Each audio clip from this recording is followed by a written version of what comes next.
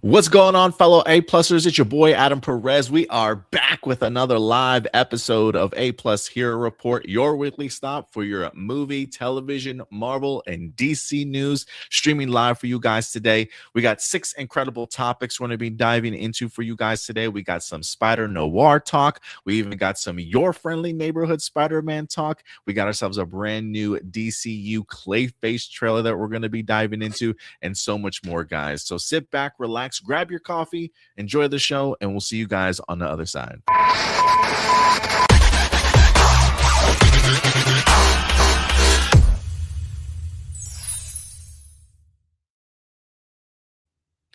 Good afternoon, good morning, wherever you're certainly watching us live from here today. Welcome to another episode of A-Plus Hero Report. It is I, your host, Adam Perez, with a guest host today. Since Stuart was not able to make it, filling in for him today, good old Will Polk from Scene and Nerd and from Force Report, as you guys see here every Wednesday. What's going on, man? Hey, Adam, what's up? Thanks so much for having me on. Happy to pitch it this week. Hey, no problem, man. Anytime. You're definitely on my list of go-tos if I need somebody to certainly come up as like a DH hitter or whatever the case may be and help us out. So I really do. I do appreciate it, man. How's your week been treating you so far? Oh, it's been a good week. Just really, as I was joking with you before the pre-show, I had completely forgotten that CCXP Mexico was happening, and so last night I got back and really been off the interwebs and stuff, and saw just quickly the House of the Dragon presentation that was taking place yesterday, and nice. And I think they said that there is a trailer that's going to be dropping this Monday. I think another teaser. Ooh, okay. Yeah. Which looking forward to Hot D season 3. Really loved. I know we covered Night of the Seven Kingdoms on the podcast earlier this year. The latest live action show in the Game of Thrones universe, and it was. I read that actually. I haven't read Game of House Song of Fire, but I did read Night of the Seven Kingdoms, the novellas, and loved it, the book, and then seeing it adapted was super amazing show. And then also got news on Star Trek Strange New World season 4. They also had a presentation yesterday, and I saw that the show's coming back July 23rd, so I'll definitely be locked into that. But nice. But other than that, it really it's just been it's been a very full week, just as far as like offline things. So it's just like, I'm just sort of catching drips and drabs. I know you saw the Spider-Noir trailer. Oh yeah, that's coming up, and so I'm truly like I'm gonna be even though I'm here with you to talk with you about some of these topics. Some of this stuff is going to be the first time I've seen it, because since it's been that kind of week. No, I feel you. We'll definitely introduce you to some great news. I'm glad you brought up CCXP. I feel like CCXP is getting to the levels of when I like anticipation wise for me up there with like San Diego Comic-Con every year now. It's like San Diego Comic-Con, New York Comic-Con.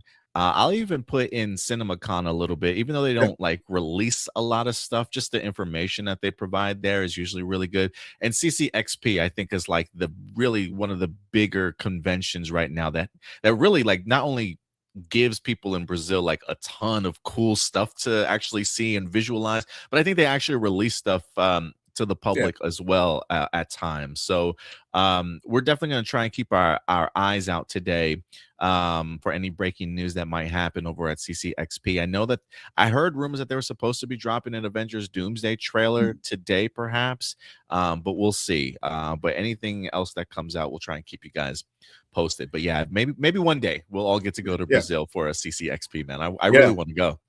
Yeah, see the Brazil, Mexico. I mean, they have really definitely hit. I think they're expanding those international markets to really drop a lot of this content, because obviously I think there's clearly a marketplace for it there, and like you said, I mean these studios have broadened their their approach to releasing content.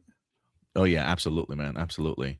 Yeah, I didn't realize that they hosted. I always thought it was just Brazil, but I didn't realize they also did stuff in Mexico City. Is Yeah, CCXP almost like a Reed Pop sort of thing? Almost like Reed Pop, I think is more of like I don't want to say they fund, but they like sponsor the big events, but they hold them sort of yeah, everywhere. Maybe it's like a fan expo kind of thing. yeah. Yeah. It's basically, yeah, it's Mexico City.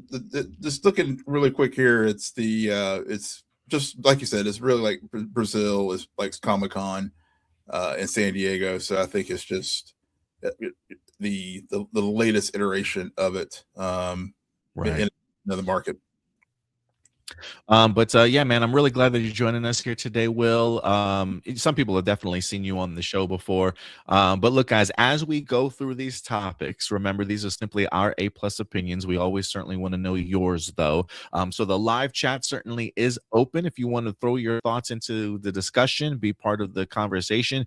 We certainly love the back and forth for sure. So we would definitely appreciate any participation in the live chat. If you want to help us out monetarily, you certainly can. The super chats are definitely available. We don't have any sponsorships here, so we definitely grow with your guys' support. But I understand things are tight in them streets for everybody right now. People living paycheck to paycheck. So if you can't help out that way, what is free is a like. Subscribing to the channel takes 30 seconds of your time. Share these videos, let people know that we're certainly live today. But let's go ahead and give some shout outs to people that are in the live chat with us. We got Ricky Perez in the house today. Just saw the official teaser trailer for Coyote and Acme, starring Will Forte and John Cena, arriving in August 2026. Yeah, that did drop earlier this week. I did watch it briefly, kind of skimmed over it a little bit, but it's been one hell of a story for Coyote versus Acme, almost on the chopping block for tax return, WB for WB. It winds up getting saved, finding new I don't know if say sponsorship, but finding somebody to promote and distribute, new distributors for the film. And now the movie was saved and set to release in August this year. Will, are you a Looney Tunes fan at all? Are you familiar with Acme and Coyote Yeah, versus Acme? yeah. Well, growing up, you had to be a Looney Tunes fan. I mean, of course, the classic Bugs Bunny.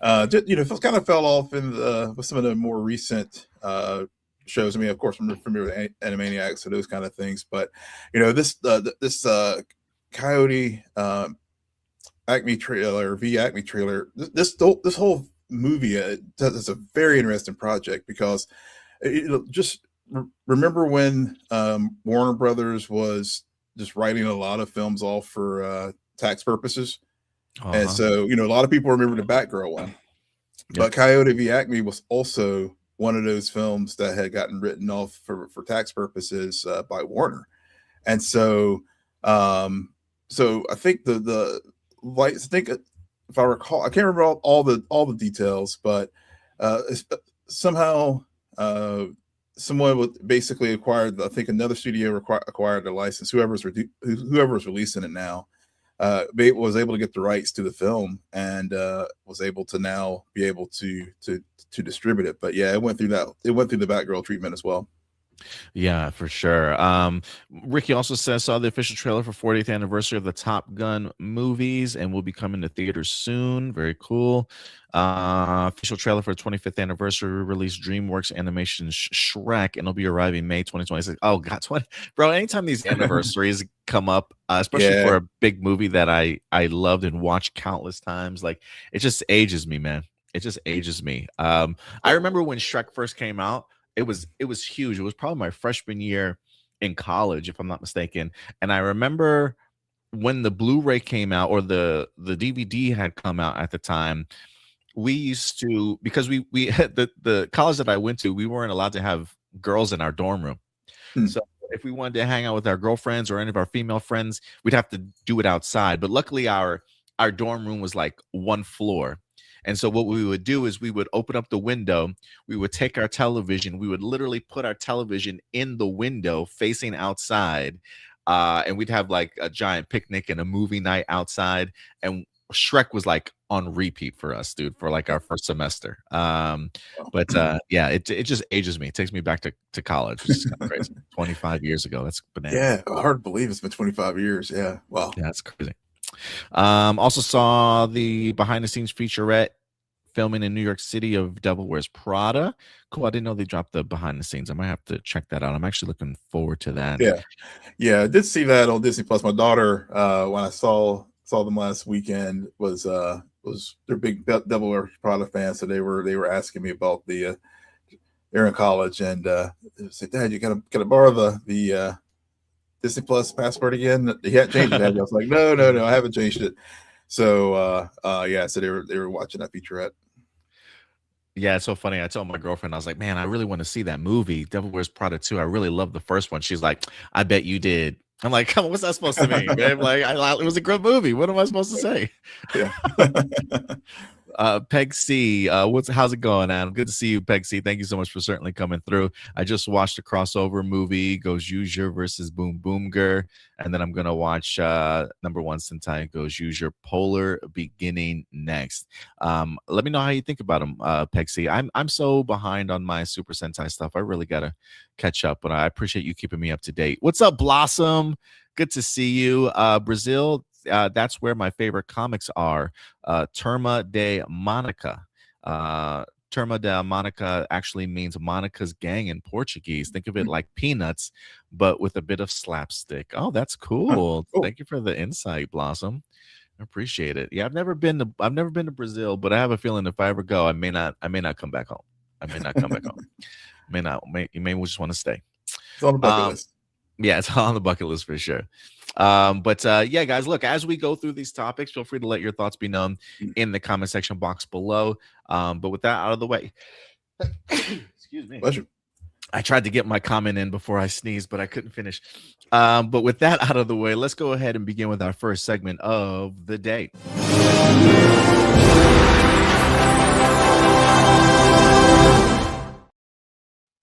And that brings us to our honorable mentions portion of the show. If this is your first time watching us here, honorable mentions portion is really just topics that didn't quite make our top 6, but felt that you guys certainly still deserve to know about it. We want to try and keep you guys in the loop as much as we possibly can here. So let's go ahead. Miami Vice, I believe, is in the news here this week. You know, there were talks over the past couple of weeks after Michael B. Jordan wind up winning his Oscar, that the price might have gone up for somebody like Michael B. Jordan in any new projects that he certainly might be a part of. There were rumors that he might be asking for a little bit more money now that he's won his Oscar. And people were wondering whether or not the Miami Vice reboot was certainly still going to happen because of this. And the answer is absolutely. According to Variety, the Miami Vice reboot has an official title now called Miami Vice 85. The film is set to star Michael B. Jordan and Austin Butler for the official reboot. It's going to be directed by F1 and Top Gun director Joseph Kosinski, and it also has an August 6th, 2027 release date. So about a little over a year away here. So movie is still going forward. I think this is a fantastic opportunity. Like, regardless if Michael B. Jordan won an Oscar or not, or is asking for whatever amount of money, pull the trigger on this movie. You got incredible director. You got 2 incredible talents in Michael B. Jordan and Austin Butler. Miami Vice 85 is certainly set to still happen. I'm actually kind of really looking forward to that movie. What else do we got on the docket here? Bad news if you are Gen V fans, as unfortunately the series has been canceled. According to Deadline, Gen V canceled after 2 seasons, although the next boys spinoff, Vought Rising, is still in fact confirmed. They did say it comes after 6 months from the season 2 release of the Gen V season 2. It says it was kind of expected, which I certainly didn't expect it, but Yeah, it is no, yeah, unfortunate. yeah. Eric Kripke, after season 2 ended, when it didn't get that quick renewal, because a lot of shows these days, usually if True. the streaming platform feels very bullish about it, they'll just quickly renew it. But he did say at the time a lot depended on how it performed as far as the numbers for the second season. So I was bummed, but I wasn't surprised. I wasn't completely surprised. For me, it was just more. I was just kind of pissed that the studio just Amazon just didn't wait till at least The Boys season 5 ended, because now if there is any kind of storyline in there with any of these characters, it takes away the stakes. Or if it even had gotten renewed. I mean, even if it had gotten renewed, I would have felt the same way. You take away some of the stakes with the story if you hear a character or show is getting renewed, even though we know in the Boys universe a lot of these characters may or may not survive, but except for the principal ones, Homelander's not going to go until literally the last episode. But right, yeah, for sure. What else do we got? We also got Clueless in the news. There was talks of a Clueless sequel series with Alicia Silverstone in development. That is no longer the case, at least over at Peacock, according to Variety.com. The Clueless sequel series is not moving forward at Peacock any longer. The project was announced as being in development way back in April of 2025. According to sources, though, CBS and Paramount still remain high on the project and the IP, given the rabid fan base for the film and the auspices it boasts. It is expected to generate significant interest in the marketplace when it is taken out to buyers once again. So while it may not be moving forward at Peacock, CBS and Paramount certainly want to try and still sell it and see if somebody else might pick it up. So maybe don't sleep on it just yet if you're a big Clueless fans, but we'll see. Yeah. Also, we did get ourselves a very first look at the live action Scooby-Doo movie, or Scooby-Doo series, excuse me. The Netflix series, live action Scooby-Doo, just revealed its first look. I believe that's McKenna Grace or Mackenzie Grace, the actress from the recent Ghostbusters movies, and a couple of other things too. I believe that's her as Daphne. I'm not too familiar with who's playing the other characters though. Yeah. Me neither. I'm surprised no Scooby in the live action photo with them. But this was the first look image that they wind up dropping for us. Cool. Yeah. Scooby for me is just OG stuff. The new things are cool, but I just haven't really gotten into them. Did you watch I think it's Mark Guggenheim, the guy behind some of the Arrow or the Arrowverse stuff? I think he's also done a couple other Netflix series like Chilling Adventures of Sabrina. Yeah, I think so. Yeah, so I think he's helming this project. But that's the first look they gave us. And then we also got a first look from James Gunn this week as production has officially begun. That's right. Man of Tomorrow is officially filming. James Gunn went ahead and released this exclusive image from the set. Looks like they're playing chess. I don't know if there's a checkmate in here involved somewhere that I'm missing, but you see Luther's badge here, and at the very, very top, people on Twitter did highlight this. At the very, very top, that silver and black box, if you look closely, there is a Superman symbol with what looks to be some orbs or circles around it that might indicate Brainiac. I am kind of curious if that might be the official logo design for this particular movie. I'm not quite sure, but I'm excited, man. I'm hoping that sooner rather than later we do get an official look at Brainiac, very similar to how James Gunn released an official image of Superman, shortly after production began to avoid any future leaks when they go out to set locations and things like that. So I'm hoping we eventually get a Brainiac reveal at some point in time, but this is the first official image to kick off production for Man of Tomorrow. Yeah, I'm excited for this film. I really, really enjoyed Superman, and overall I've enjoyed what the offerings that James Gunn has provided in the DCU at this point. So yeah, let's rock and roll. Yeah, man, I'm really hyped for this. We got Supergirl that's dropping in June, I believe. Then we got Clayface, which we'll be talking a little bit about later on today, and then the next film after that is going to be Man of Tomorrow. So we'll see how it goes, but I believe that might do it for all of our honorable mentions here today. Actually, you know what? Let me see. You did say you started was that Strange New World season 4? Is that what you said? Yeah. So yeah. They So did Strange. have a new trailer, right?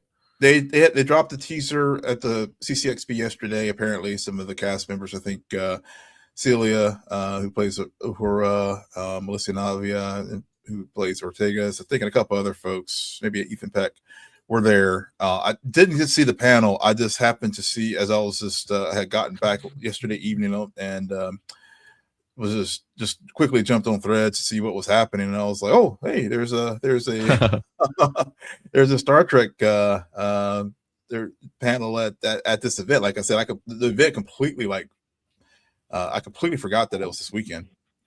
And so it was two things. It was, like I said at the beginning, House of the Dragon, and then this, and with season 4, it's coming July 23rd on Paramount Plus. And folks do not know this, Strange New Worlds is ending at season 5, and the 5th season is an abbreviated season, and it's only normally they've had 10 episodes with the final season.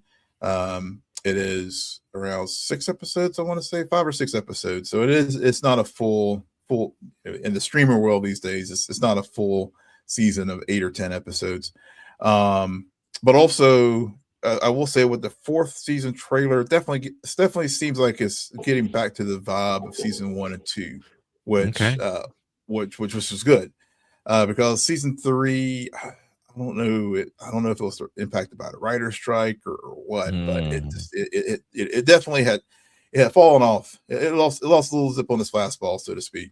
Did it? Okay. Let me let me play it here real quick, and then get your thoughts on it. Yeah. Let me try and pull this up here.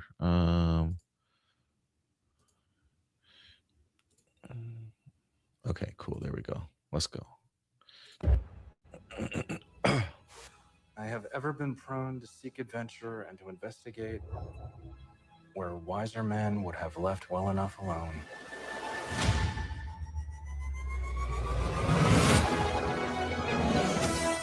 Space is limitless in its beauty and in its terror. Damn. You can do everything right. And sometimes things still don't work out the way we'd hoped. Whoa.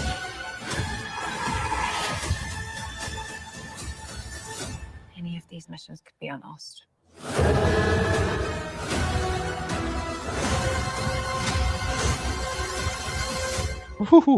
Let's boldly go. Damn. Yeah, that's a good trailer. That's a good trailer. Teaser. That's what you want out of a teaser trailer. I will do my best.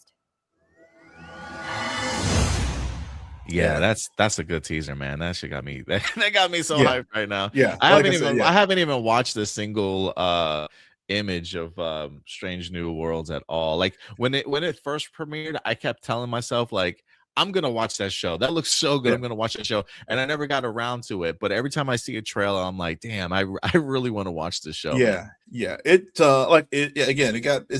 They do have some serialized things with the characters, but it truly is going back to the episodic Star Trek. So it's Planet of the Week, jumping around from place to place. There are themes with the lead characters that they carry forward, obviously, because it is a prequel. So so there are things that with respect to those characters we know, with many of the characters we know about. Of course, some of them are new creations for this show. But it's really, first 2 seasons are super, super strong, and it has it's the one show that in the new Paramount Plus era of Star Trek where both new fans and old fans enjoy. You know, you don't get all the hate and nonsense that you see with some of the other shows like Discovery and Starfleet Academy, or even Picard seasons 1 and 2. Yeah, Yeah, I definitely want to check it out. Great music, great yeah, visuals. It looks pretty yeah, looks like they got a little bit of everything going on. Bummer yeah. that it's ending season 5, but at They least they got their 5-year know, mission. yeah, they at least they know where the end is at Yeah, for the show and yeah, get to round it out. yeah, So yeah. It take the ending. I'm not spoiling anything here. I mean, the ending it's pretty common out there that the ending takes us right up to the handover of the Enterprise from Captain Pike to Captain Kirk. So is it like it's so funny when anytime I watch, I know you don't watch Super Sentai, but at the end of every Super Sentai series, the final episode, they literally do a handoff. Like it'll be mhm, like that version's character walking up to the next series lead, and they usually yeah, like shake hands or something like yeah, to pass the kind of baton. yeah. I wonder if that's what we'll get in Well, in yeah, Change we'll the get Strange yeah. Worlds.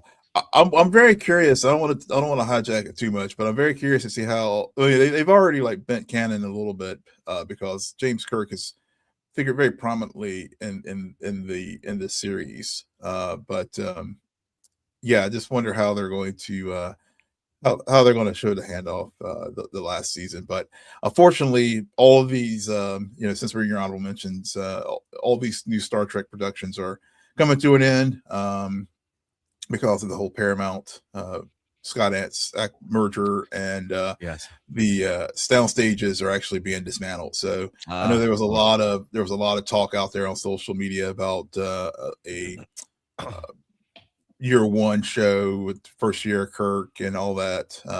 Unless something changes, that's just not going to happen. Or if it does happen, it's going to probably be under the hands of a different showrunner. Yeah, I mean, I am interested to see what their vision for Star Trek will look like. Anytime you get new management, it definitely does sometimes Yeah, mean visions yeah, for certain yeah. IP. So, You've probably covered. I can't. I think you talked about it. The Ellisons who bought Paramount, how they have basically said the TV stuff's ending. We're going to start a new movie franchise, and even the stuff with Chris Pine and Zachary right, Quinto yeah, that they're is ended gone as too. well. Well, yeah, Yeah, yeah. So we'll see. It'd be nice to see Star Trek back on the big screen, though. yeah, Not gonna yeah, lie.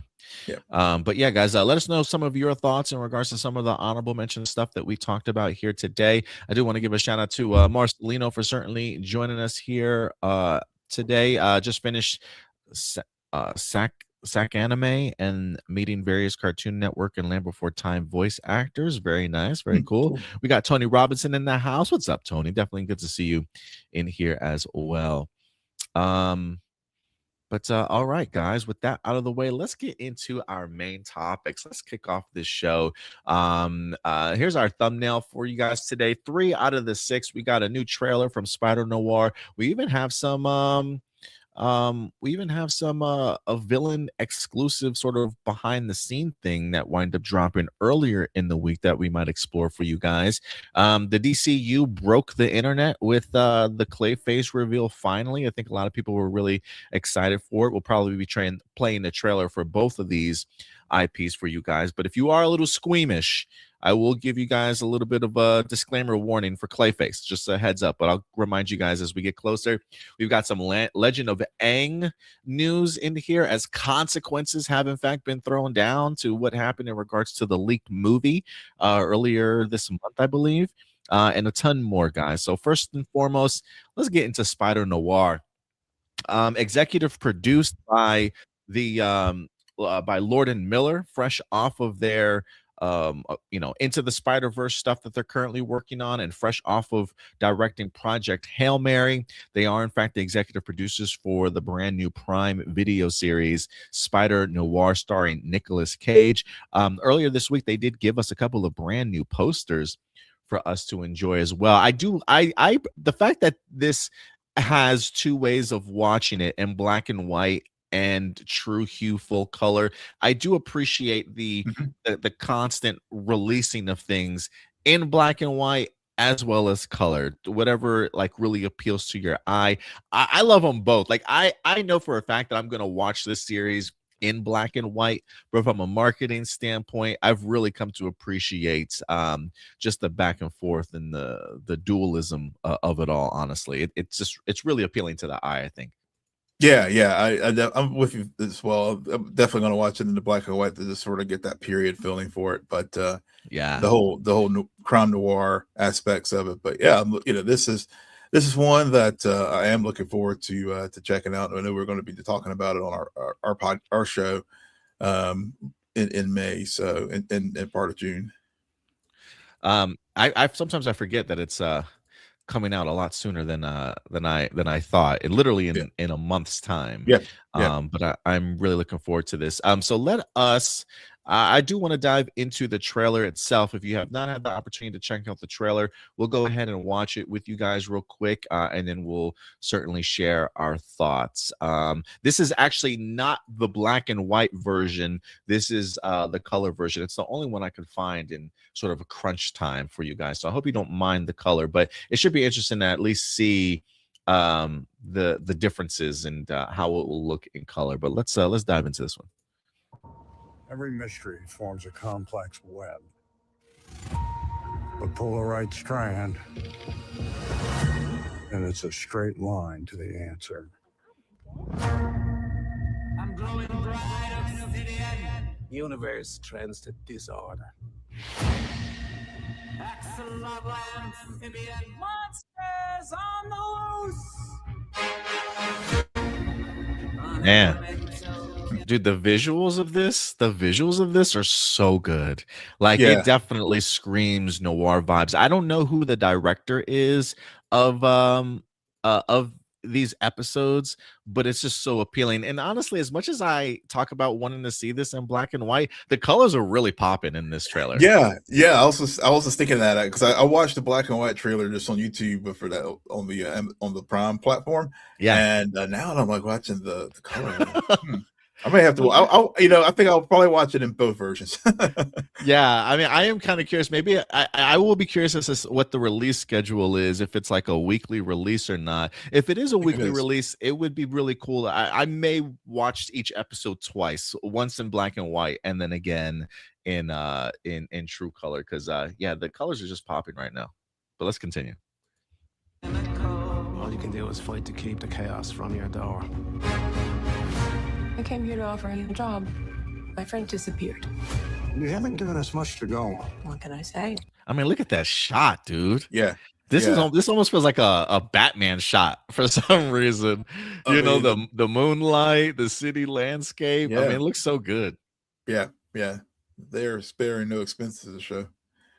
The world's a dangerous place. But I think you're braver than you let on.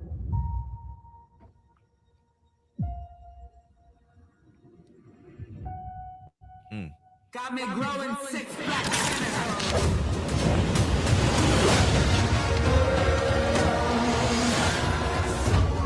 You've been in a hole ever since Ruby died. We're chasing ghosts. Maybe we can be alone together. This is your chance to put that shovel down. So what are you waiting for? Let the best man live. Ooh. This is how it ends. Bro, we have Electro in here. They really are coming with some of the famous rogue galleries. I did love the shot of at least giving us a little bit of backstory for him in the sense that he seemingly lost somebody that he loved. I definitely missed that when I first watched it the first time, but it definitely gives you the mindset that he's in, and then juxtapose that with the idea that you've got Kat Hardy, the girl, kind of like trying to flirt with him or like holding his hand and stuff. Like I'm kind of curious to see what that dynamic is going to be like, knowing his past. Yeah.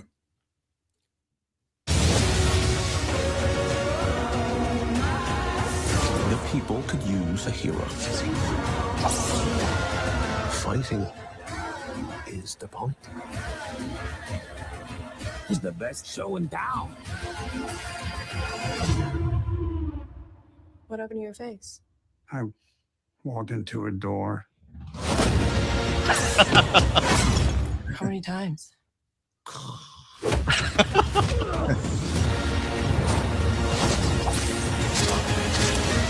Dude. Nice.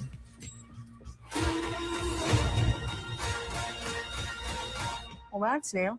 Yes, it sounds crazy. I know. Bro, I am such a Nicolas Cage fan, dude. Like Yeah. he I've always been.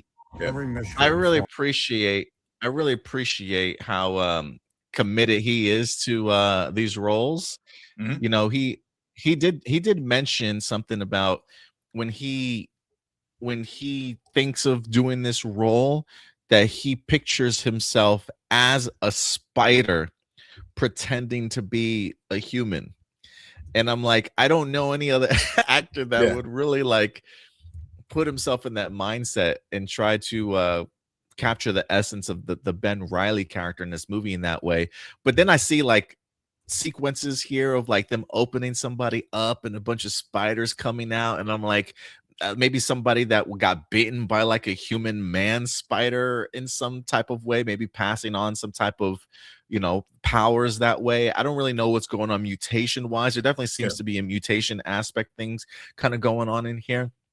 But if there's anybody that can really nail this role, is definitely Nicolas Cage. Like just the way he delivered the line of like, what happened to your face? Oh, well, I ran into a wall, or I ran into a door. Well, how many times? He's like, that's like, that's Nicolas Cage, man. Totally. Yeah, I was just thinking that. It's just like, he does have a knack for playing these types of characters, and you know, and it is funny too. I just couldn't help thinking that, you know, here's of course we heard him in the Spider-Verse, you know, where he voiced this character, but I couldn't help but think, like, you know, what would have happened if he had become that Superman back in the 90s? But yeah, right. But getting back to the present day, you know, I'm really enjoying this. I didn't know what to expect with this series. I did just quickly check while we were watching the trailer here just to see what the release drop was, given our conversation about how we're going to watch it. It's an 8-episode binge. They're just dropping it all on the 27th. Dropping it all. Oh man, I don't know how I feel about that, but I mean, maybe from a storyline perspective, it works watching it bingeably, but man, I was kind of hoping for a week to week. Yeah, about 40 or so 45-minute episode run time. Oh wow. Okay. So it is a binge, so, you know, so there's pluses and minuses to that, but, you know, once I watch it, I could be like, oh yeah, I see why they did it this way, but yeah, it looks like it's gonna be a lot of fun. Yeah, I'm really excited for this. It definitely seems like it's taking itself rather seriously, also in regards to its presentation and the storyline that they want to dive into. Definitely a lot of complexities kind of going on in here. But yeah, everything looks good, and that color really popped for me, man. It really popped for me. Yeah, definitely put a different expectation for what that series could possibly be. They also did drop because we just talked about the Rogues Gallery that's in here. They did also have a brief behind the scenes villains exclusive to give you some insight in regards to who the villains are going to be. Let's check that out. Also, here we go. Cool. That sounds good. I haven't had a chance to watch that yet, so awesome. So this is perfect timing. Here we go. Silvermane, charge of organized crime for 30 years. Someone burned down his mansion a couple of nights ago. The only thing Silvermane gets off on is power. He's psychopathic, but also a little bit smarter than your average narcissist. This Spider-Man is fresh and of a time of dangerous gangsters in the 30s noir style. This all takes place in another dimension, in a different universe. In a while, What do you say we cut the fancy talk? I've got a fight coming. I want you to help me. The Sandman is the ultimate anti-hero. His power of a superhero is also what's killing him. Oh wow, nice. This tombstone is way more interesting. There was something monetary is happening. He links the classic comic book character with a very grounded story. There's all these other bad guys with powers, but I think they're trying to solve a problem. Dirk is the problem. It's about getting his moment at all costs. I was never a hero. I only did it for the thrill. There's still time for you to become one. You can see the weight of danger, but you get a sense that this is just the beginning. Nice. Yeah, dude. I really like all the hero designs, the villain designs in here, I should say. Seeing the brief the Sandman one really trips me out too. There's a really like brief shot of him in here where you see him like just filming live, and his when I think of sand, I think of like yellow or goldish or like orange kind of bronzy color. It just looks like he's like kind of gray in in how they designed him, like gray sand particles. I do wonder if that's based off of just the idea that they're filming in black and white also, so probably you need another color that will pop on the screen for that. But then once we transition into color, I am kind of curious if he comes across that same way as well. But yeah, everybody visually looks great. There is somebody in this exclusive that's that we also saw in the trailer where he's made of fire, but they didn't really highlight him as a villain in here. Somebody that he could turn his hand into fire or his whole entire body as fire. I thought I read, and this is a deep cut for you Marvel Comics fans, but I thought I read somewhere that Jim Hammond, the original Human Torch, might be in this series. Now, Jim Hammond, I believe, was a clone, if I'm not mistaken, or like a android or something like that. That was the original Human Torch that can turn his body into flames. So I am kind of curious if he's in this world, because the fact that they didn't highlight, I was like, well, maybe he's like Molten Man or something like that. But the fact that they didn't highlight him as a villain does make me wonder who he could potentially be. And I do wonder if those rumors of Jim Hammond being in this series might be true after all. But what do you think about the villains and how they looked in here? Oh, I thought they all looked great. I mean, Silvermane, I hadn't, that's a character I hadn't heard in a name in a long time. So it was just great to see him in live action. Deep cuts, man. Deep cuts. Yeah. I think I remember maybe like in the 90s Spider-Man cartoon or whatever. But of course, Tombstone, and of course, so we get to see some of his origins in Friendly Neighborhood Spider-Man. But yeah, I really like this. I mean, I think I'm looking forward to this series because I know it's been out there, but I haven't really like followed it very, very closely. So this is definitely one of those ones where it's going to be a fun experience because I'll just really take it as it comes, and it just really it looks like it's going to be just a very fun ride, and looking forward to it, talking about it in a month or so. Yeah, man. Even the fight sequences look really fun in regards to how they're being filmed. Looks like we might get some pretty long choreographed shots, really well put together. Everything just is really coming along well. I mean, one of the things that I feel I feel confident that this series is going to do good, and really my confidence comes from Lord and Miller. I feel like it does. I say this all the time, but it does surprise me that Sony Pictures hasn't fully given them the Spider-Man franchise to take care of. I mean, they do when it comes to animation. From a movie perspective, they do when it comes to live action television series stuff, but when it comes to movies, they just will not give them the keys to that part of the city. But they just continue to prove themselves over and over again, especially fresh off of Project Hail Mary. So with a lot of that momentum behind them, seeing them craft this sort of first live action Spider-Man series that we've had in a long time, I think they're really onto something here in regards to bringing this character to life, and I'm hoping that it succeeds for them. Agreed. But yeah, guys, let us know your thoughts. What do you guys think about Spider-Noir, the brand new teaser trailer that wind up dropping? What's some things that are jumping out at you that you've become really big fans of that you certainly want to see more? And the big pivotal question, which one are you watching first, black and white, or true hue color? We definitely want to know, because that trailer might have changed my mind a little bit there, Will, Yeah. for sure. Yeah, for sure. Yeah. Yep.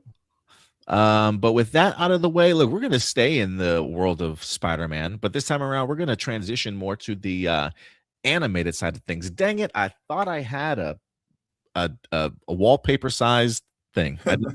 I didn't know. I It's all didn't good. know the measurements of this, so I do apologize, y'all. But your friendly neighborhood Spider-Man is in the news here this week. We're looking very forward towards season 2 dropping later on this year. One of the wonderful things that the head of television and animation, Brad Winderbaum, has really taken to is the idea that he wants to release a series on a yearly basis. No more waiting 2 to 3 years for a show to return or be in a development for the next season.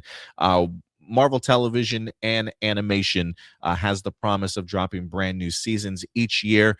And here we go when it comes to your friendly neighborhood Spider-Man season 2. Will, by any chance, have you seen the first season at all? Yeah. Watched the first season. We loved it. We covered it on our podcast, and Nice.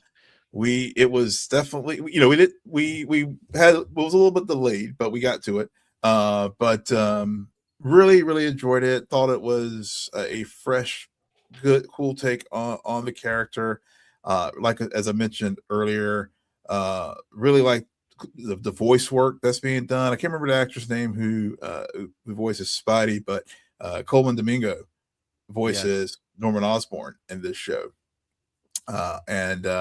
So yeah, if you're a Spider-Man fan, you will really enjoy this show. It truly is teenage Peter Parker in high school. You have all the classic dynamics that are going on in the show. And I don't want to say too much more because I don't want to spoil anything, but I will say, if you're a Spider-Man fan, go check it out. You will definitely enjoy it. Yeah, I am glad that you guys got the opportunity to check it out. I might have to revisit your guys' review of it. I was a really big fan of it also. I know some people, the animation kind of throws them off a little bit, which is understandable. But for me, it just felt like a classic Spider-Man Steve Ditko artwork come to life, and I was locked in the entire time. I even was actually a big fan of their release schedule. I think they dropped 2 or 3 episodes at a time, but they always felt, from a storyline like arc perspective, like that they always fit perfectly, had a beginning, middle, and end before moving on to the next batch that just kind of really worked and tied itself together. Really trippy finale in regards to how it really ties the whole series for season 1 together. But we've got a new season that is certainly headed our way. So let's talk about it a little bit. I'm going to go ahead and bring this up. This comes to us from Collider, that they plan on debuting another character from Spider-Man lore. It says Marvel's new Spider-Man series adds Gwen Stacy, but this time with a major twist. They do talk a little bit about Haley Steinfeld's character as Gwen in the Spider-Verse movie, Emma Stone's take in Amazing Spider-Man, and also even briefly Bryce Dallas Howard in Spider-Man 3, for those of you who might have forgotten. It says, where does this go? I don't want to give too much away, though, here.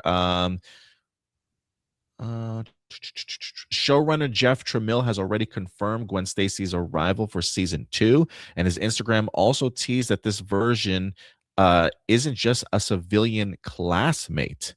Let's see, is there a quote? Oh, here we go. It does say in here, where'd it go? Oh yeah, that it won't be just a civilian classmate. She's actually getting the full Spider Gwen treatment too. And I thought there was more information in regards to, where did it go? I guess not. But yeah, what were we gonna say? Will? Oh no, I was gonna say I don't want to know anymore. No, just I was Yeah, just I guess joking. there's really Yeah, I guess there's really not too much more to yeah, really show. It yeah, says Gwen is set to arrive in Friendly Neighborhood Spider-Man season 2 that returns in fall of 2026. The producer, while it is set in its own alternate timeline rather than the main MCU sacred timeline, which means this won't be the version of Gwen meeting Tom Holland's Spider-Man. Showrunner Jeff Tramiel definitely confirmed that the Gwen Stacy's arrival for season 2 is going to be getting the full Spider-Gwen yeah, treatment as well. But yeah, I think that's really. It says earlier teasers suggested Gwen would be one of the big additions alongside more symbiote trouble, along with Charlie Cox's returning Daredevil. So while Marvel yeah, may not be giving Holland Spider-Man his own Gwen just yet, it is finally putting one of Peter's most important comic characters on the board. yeah, yeah, yeah. Like I said, I think this is a perfect timing, honestly. yeah, it is. It is. Yeah, it's been a minute since I watched the first season. I forgot, I remember Daredevil in there, and again, I don't want to say too much because for folks who haven't watched it, I don't want to spoil it. But to this article's point, there are a lot of the elements in this animated show that if you're a Spider-Man fan, as I said earlier, you will really enjoy it, and also other characters. It is very street level, and that with the fantastical things as well. That in this show, so definitely, especially with some of the things going on with Oscorp and all those items. So definitely go check it out. Yeah, if you guys have not had the opportunity to see it, please go ahead and do so. I will say I do appreciate that this show continues to have really cool twists on some of these characters. I think the addition of Gwen Stacy is a brilliant one. Who is his goodness, why is it Liz Allen, I believe is his the girl that he's kind of flirting with in season Yeah, 1. That's Liz, right? I Liz believe Allen? so. Yeah, like Yeah, I said, yeah, it's been a minute. It's been, gosh, it's like last year when I watched this. yeah. Yeah, it's been a while. Yeah, I really enjoyed seeing just like how how I don't want to say in love with her that he was, but just how much he really liked her and stuff. And so the fact that they're kind of teasing the idea of now adding another love interest to Peter Parker in here is a fascinating one. Like I will be kind of curious if he still feels that way about Liz, and then you know, um, Gwen winds up sort of popping into this situation. Does he start having a crush on her also, or will they play it along the sense of like more of a friendship type? And then eventually she's introduced as like a Spider Gwen. I would be really interested to see how they play with that dynamic based off of just the past that we know that Peter has with Gwen, um compared to maybe the Spider Gwen persona that she is. One of the things that I loved about season 1 too is just I thought the supporting characters were really strong. Mhm. It's the one thing that I loved about uh, traditional Spider-Man comics back in the day is that he always had a great supporting yeah, characters around him. And so the fact that they really gave them some of them their own arcs, their own character exposition to really dive into. I think if anything, just really bolsters the strength of the show and their relationships with Peter a little bit more. And now we get to kind of see that explored with Gwen Stacy in regards to how she's introduced here. What's her chemistry going to be like with Peter, let alone some of her other friends, right? What was his other friend? The witch, was that Nico? Was that her name? Nico. Yeah, yep, Right? Nico. Yep. She was already kind of jealous of the aspect of like Harry kind of coming into the fold and maybe Mhm. taking some of that relationship away. So I am kind of curious if that's another situation that'll happen with Gwen kind of getting involved. Yeah. But based off of who knows Peter's secret and who doesn't, will the addition of somebody else make that a little bit more digestible for them to be kind of understanding in regards to, you know, why Peter has a new friend in his life, Yeah. sort of thing. But I always love the relationship dynamics in season 1, and I think the addition of Gwen Stacy will just add to that. Yeah, it was I think it was Pearl who was the girl that Peter and Tombstone were like. Yes, Pearl. Yeah. That's Pearl. Yeah, why did I think it was Liv? I guess I'm just thinking of like classic Peter Parker crushes that he's had in his life. Totally. Yeah, Peter's quite the player, so he is, bro. He really is, though. Yeah, he really is, though. Okay, I got your message. Well, that's cool. Okay, just let me know whenever. Okay. But yeah, guys, I'm really excited for this. Let's see what you guys say. Liz, I haven't seen her since Spider-Man 94. How many crushes does Peter have, man? Oh yeah, anytime a new girl comes to school, bro, he's crushing over her for sure. Marcelino with some knowledge here. In the comics, Pearl is a D-list superhero named Wave. I didn't know that. Maybe she's got a story arc of her own. Maybe it's another deep cut from Brad Winderbaum here for them to kind of explore. Yeah, Blossom says Tombstone. Haven't seen him since 94 either. Yeah, Blossom, we got to get you on this new Your Friendly Neighborhood Spider-Man. I think you'd be a really big fan of it, honestly. But yeah, guys, let us know your thoughts. I'm excited to kind of see how Spider-Gwen fits into the bigger scheme of it all, honestly. But you know, definitely heroes certainly live in this world. I mean, we saw Doctor Strange already. I am kind of curious if she comes in already being Spider-Gwen. Will we see an origin story for her in here in some capacity or another? Is she from another alternate dimension and gets thrusted into this world? A lot of questions, but I'm looking very much forward to it. Yeah, looking forward to it too. I really enjoy season 1, so I'm glad to see. I don't know if they've got the release date for season 2 out, but other than maybe at some point either late summer, maybe fall. But yeah, I think like probably late 2026, but not quite sure. Yeah. But all right, guys. Yeah, let us know your thoughts in regards to Your Friendly Neighborhood Spider-Man, and we will transition not only from the MCU but over to the DCU as Clayface is in the news here this week. We know that the Clayface movie is set to go ahead and release later on this year. But we didn't really have too many details in regards to it outside of maybe some set photos from months back when filming was still commencing here. But they did not hold back this week, ladies and gentlemen, as we wind up getting our very first teaser trailer for Clayface. And not just that, Will, but they also blessed us with that poster. a horrifying new poster for Clayface, with the release date at the bottom of October 23rd. This is where I definitely will be giving you guys a little bit of a disclaimer here. You know, I had heard about this trailer over at CinemaCon, and people talking about just how horrifying the trailer itself certainly was. Wasn't sure if they were going to release it to the public, but they decided to go ahead and do so this week. And this is full body horror, rated R genre. I mean, they're not holding any punches back for this one. So I do want to put a disclaimer because we will be talking and looking at the trailer itself. So if you're squeamish type, please look away and come back after we play it.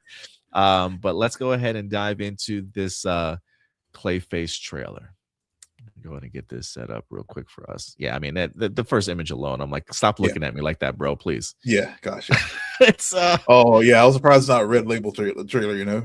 I was really surprised too. I was actually really surprised too. But let's go ahead and dive in.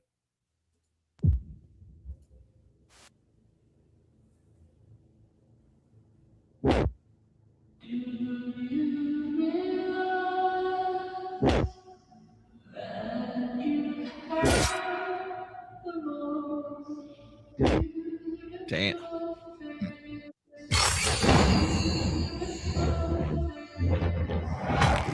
Ooh.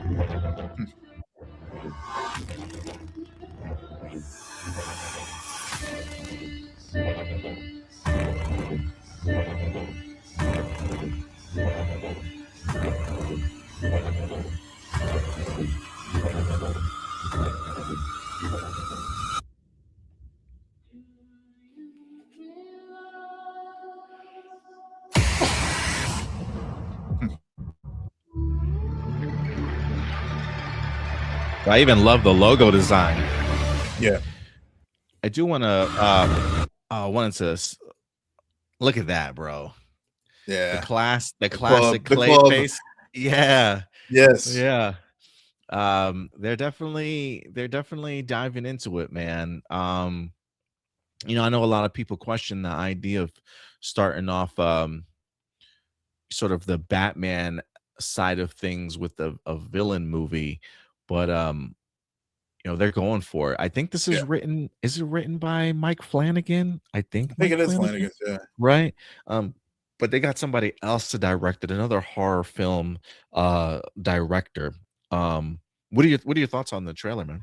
Oh, it was truly the body horror, because I had heard about the CinemaCon presentation for the trailer, and it definitely lived up to the descriptions that people shared. With him lying there in the hospital bed, and just the framing of just with his eye, just creepy, the creepiness of it all. I mean, definitely body horror, Halloween, time release, and of course the classic, the Clayface club. I really liked it, but also just the juxtaposition of like the fact, with how he used to look, as far as this handsome man, and then the creep, then the Clayface, this disfigurement, and then when he pulls this face down, and just melts. It was just it definitely has all the right horror vibes, and yeah, I gotta definitely be in the right frame of mind when I go watch this. Yeah, for sure. I think the term creep factor is Yeah. like right on the nose for sure. Yeah, I'm loving everything about this. The visuals are, I mean, definitely make me feel really unsettling when I'm watching it. Like I Yeah. just like it's really disturbing and like just uncomfortable to kind of watch. I think it's also like just the body horror aspect of it that I find really troubling. Like I feel like any body horror that movie that I've watched probably freaks me out than other horror films. Like there was one that comes to mind. It was just one that came out last year, I think, with I know there was a Substance with Demi Moore. right. It was a Substance, Yeah. but then there was also like another one of like is it James Franco? Who's his brother? Is that James? Um Yeah, I know which one you're talking about. I do It know. was I like do. him and like a couple or Yeah. something like that Yeah. out in the woods, and they come across something that Yeah. like I can't remember. binds them together, right? And Yeah. Yeah. you just see moments of like their skin coming together or Yeah. them trying to peel themselves apart. Like just the idea of skin Yeah. stretching. And there's also another movie. It's not meant to be a body horror, but it really disturbed me too. It's a film with Sebastian Stan. I think it's called Better Man or something like that, where he starts off disfigured and he winds up going to the doctor, and they have like this miracle drug that can help change his features. And he winds up taking it, and he's not sure if he's taking the actual drug or like the placebo drug sort of thing. But then he realizes like his face like starting to peel off, and then he's like just pulling his face off and the skin off, and it's just really gruesome. And then underneath is like this new handsome sort of like formation. So anything with just like skin or body manipulation just really freaks me out, dude. And the fact that the DCU is really going there definitely says something to me. But James Gunn has always talked about the idea that for each movie or each project that they plan on doing, they really want these projects to feel distinctly different from one another. Yeah. And I gotta say, outside of Lanterns, that has felt very true detective-esque for sure, maybe to not everybody's appeasement, but the fact that they're really leaning into the horror of making this feel significantly different from anything else, I think is a great job on their part. And this is all I needed to see from Clayface. Like I literally don't even need to see any more trailers from this to know that I'm completely locked in, honestly. Yeah. I mean, I know there's been different variations of origins and stuff for Clayface in the Batman in the comics. So I wonder, with this, is it going to this story? Is this going to be a amalgamation of like all those various stories, or are they going to pick a particular version of story that they're going to adapt? So love to hear from the comic folks on that. But I do I do know that this film, I guess, is set. I think I saw on Threads maybe where Gunn said that this is maybe the first actual like DCU in the timeline film. So it's cool. It's great to see that aspect of it, but also, and I know there's been a lot of with these supporting characters getting their lead films. I agree. One of the things you mentioned earlier about how they are trying to go into different genres with the DCU. I do like that fact, because instead of trying to like, I think if you're going to explore, it's like the Penguin, like the Penguin show. I mean, I think they've proved the concept on television, and they have with other examples as well. But you have shown that you could take prominent rogues gallery characters, and if you give them an interesting story, which just looks like it's going to be with when you have an actor here who is trying to seek a cure for this disfigurement, and who knows what other motivations are going on there. There seems to be a lot of depth there to be able to sustain a 2-hour film and it be interesting and actually be about something, so that when we do have the eventual meetup with Clayface and Batman and some project down the line, the stakes will be there, and it just won't be like, oh cool, we got this character here, blah blah blah. I mean, there'll be a reason why Clayface and Batman face off. Yeah, he James Gunn did this. I'm glad you brought that up. Says following the release of the Clayface trailer, Gunn took the threads to answer questions about the film. He made it official that it is quote unquote the first DCU film out of chronological order, meaning it takes place before Superman and Supergirl. Gunn then seemingly confirmed that Clayface shown in Creature Commandos is the same one set to be played Tom Reese Harris in the upcoming DCU film, as he liked the comment where a fan guessed it was the same character. Okay. Yeah, I didn't know. I did not finish Creature Commando, so I need to go back and watch it now, just to get some more context for this character before October. But yeah, this one being the first one out of the gate is for like just chronologically for sure. But I do like it, and I would agree with you in the sense that, especially if done right, because I have seen people talk about not minding the idea of solo villain films as long as they're done right. Like I'm sure people probably would take like a Lex Luthor movie, you know, if it was kind of done right. I guess it would just Mr. Freeze. I've heard Mr. Freeze utilized a lot too. That people wouldn't mind a solo film that way. But I think this would really give us a great idea as to what Gotham is like. I am kind of curious if there'll be any, I don't want to say Easter eggs, but just name references or name drops within this movie. I mean, it definitely feels kind of very standalone-ish, just set within the DCU. So I'm not expecting like really big connections, but I am kind of, one of the things that I have always questioned is the idea of like, will we have a Batman cameo in some way? Will we have a silhouette at least? Instead of because I'm really hoping they don't.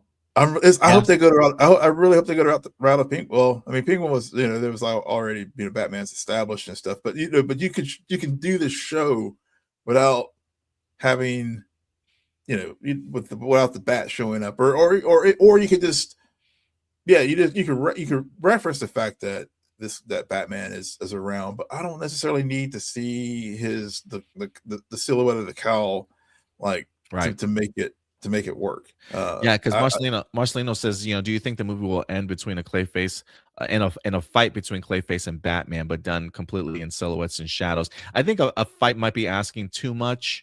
I could see it ending on a cliffhanger in the sense of like you see Batman's shadow on a rooftop or something like that, and then it cuts to black, to know like, oh, shit's about to happen eventually.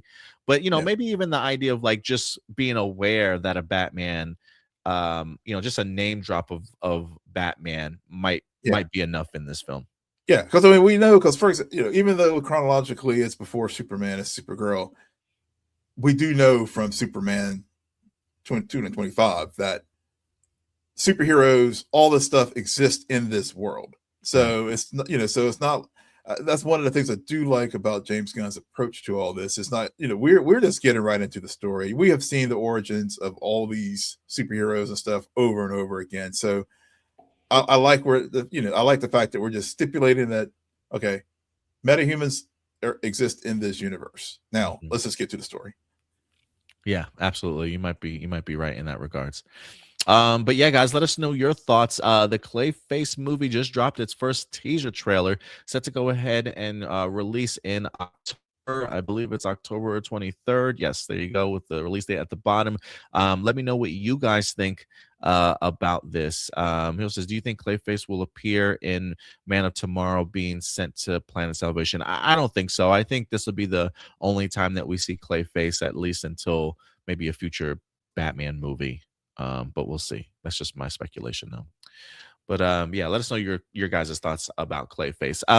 Will, I believe that's gonna be a wrap for you here. Is that right? Yeah. Unfortunately, I got some things I gotta get to this afternoon. But thanks so much. Hey man, thank you for helping me carry the show today, bro.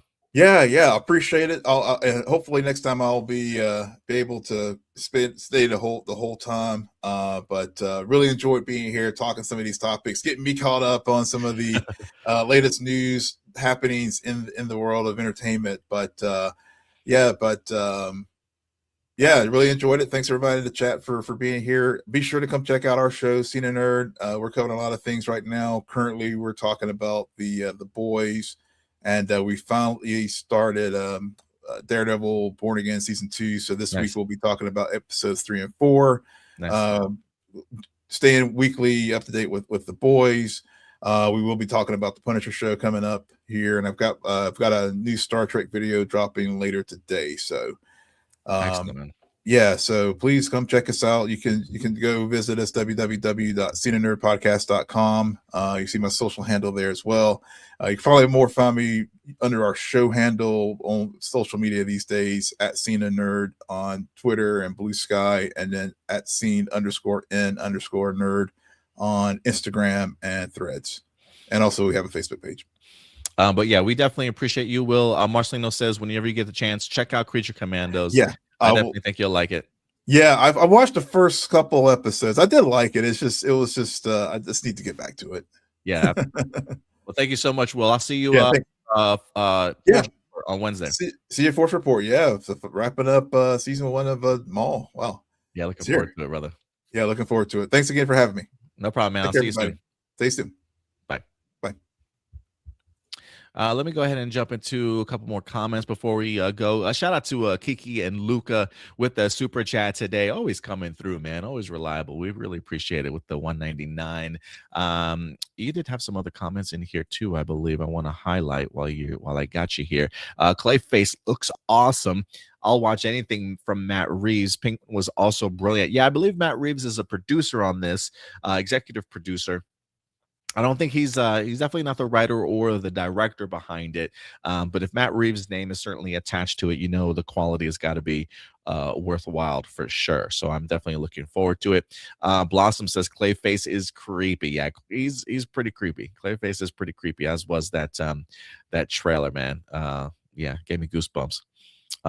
Kiki and Luke also says Boys is great. Yeah, I the last season of The Boys I watched was like, I don't even think I finished season 3. I think I'm like a couple of episodes, maybe like 1 or 2 episodes from wrapping up season 3, because the girlfriend started watching season 4, and I'm like, I was watching the recap for the beginning of season 4, and I'm like, I don't even remember how season 3 ended, babe. But she's well ahead of me right now. She's a really big boys fan. So I know she's got to be enjoying season 5 also. But yeah, guys, let me know your thoughts about Clayface in the comment section box below. And we'll transition out of the superhero world. And we're going to get into a little bit of the anime world for you guys, as the Legend of Aang is back in the news this week. For those of you who missed it, the Legend of Aang has had like a terrible streak of luck, if I could be honest with you guys. I mean, originally set to go ahead and release in theaters, it was garnering a lot of attention, something that people were really eager to go ahead and see this animated movie on the big screen, until recently, where Paramount decided, you know what, we're just going to move this movie to streaming. And Legend of Aang, The Last Airbender, is now set for an exclusive release on Paramount Plus for this movie to go ahead and drop there instead of theaters, to the really the loud majority of people being really upset by this particular move.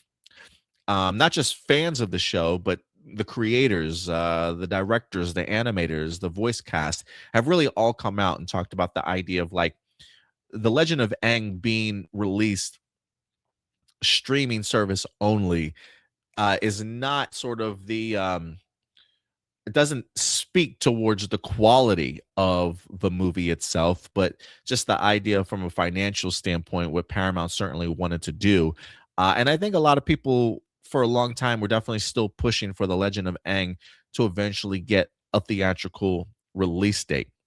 But this is where the bad luck continues. Like, if that wasn't bad luck enough, over the past couple of weeks, there have been reports that the Legend of Aang, The Last Airbender movie, has in fact leaked online.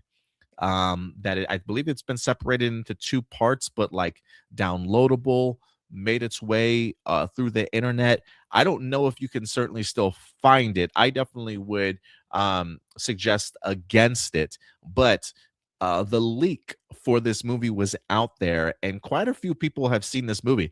I'm going to be real with you guys. I've had like 2 people come up to me already and tell me that they have either seen the movie or have at least watched some of it, but have not finished it yet. Both times I have heard great things about this movie also. The people that have seen it have absolutely loved this movie. So I think if you are fans of the Avatar: The Last Airbender, you will enjoy this movie for sure. But it is unfortunate that it's certainly been put out there for people to just kind of see. So I am kind of curious how this will hurt the release of the film when it is time for it to come out on Paramount Plus. But that's not the news. That was news from like weeks ago that this movie leaked. There are always consequences and repercussions to your actions, and that's exactly what is in the news this week, as the man that went ahead and leaked this film apparently could face some jail time, and I hope that he does. Book him, Dano. Okay. According to Variety.com, The Legend of Aang, The Last Airbender, man arrested in Singapore for a Paramount Plus leak could face 7 years in prison. A 26-year-old suspect has been arrested for leaking Paramount Plus's The Legend of Aang, The Last Airbender. The confirmation comes from sources after Singapore's Straits Times reported on the news. They have been investigating the online leak of its upcoming film, and sources familiar with the situation said the leak had not come from within the studio. So people within the studio are keeping a job. Local police in Singapore put out a statement saying that it seized electronic devices, which included a digital copy of the unreleased film. According to the report, the man had gained unauthorized remote access to a media server from which he was able to download the film before distributing it online. Unauthorized access to computer material carries a maximum of 7 years jail time and or potential fine of up to $50,000.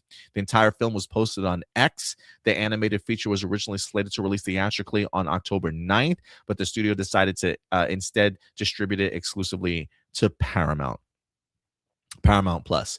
The animation team said that it was heartbreaking to see the footage leaked online. It did not originate from them, the spokesperson said. Our studio proudly partnered on the production until the very end, and we acknowledge the filmmakers, cast, our artists, and animators who worked tirelessly to produce this. I mean, look, this is almost like key to the chances that you take of releasing a very popular and look forward to animated film and decide, even though this movie's been completed and done for I have no idea how long, to just keep it in-house for maybe way too long before actually releasing it. And it just allows for more time for this type of stuff to happen, where people can go online, hack whatever the case may be, get whatever they need, and post this type of stuff.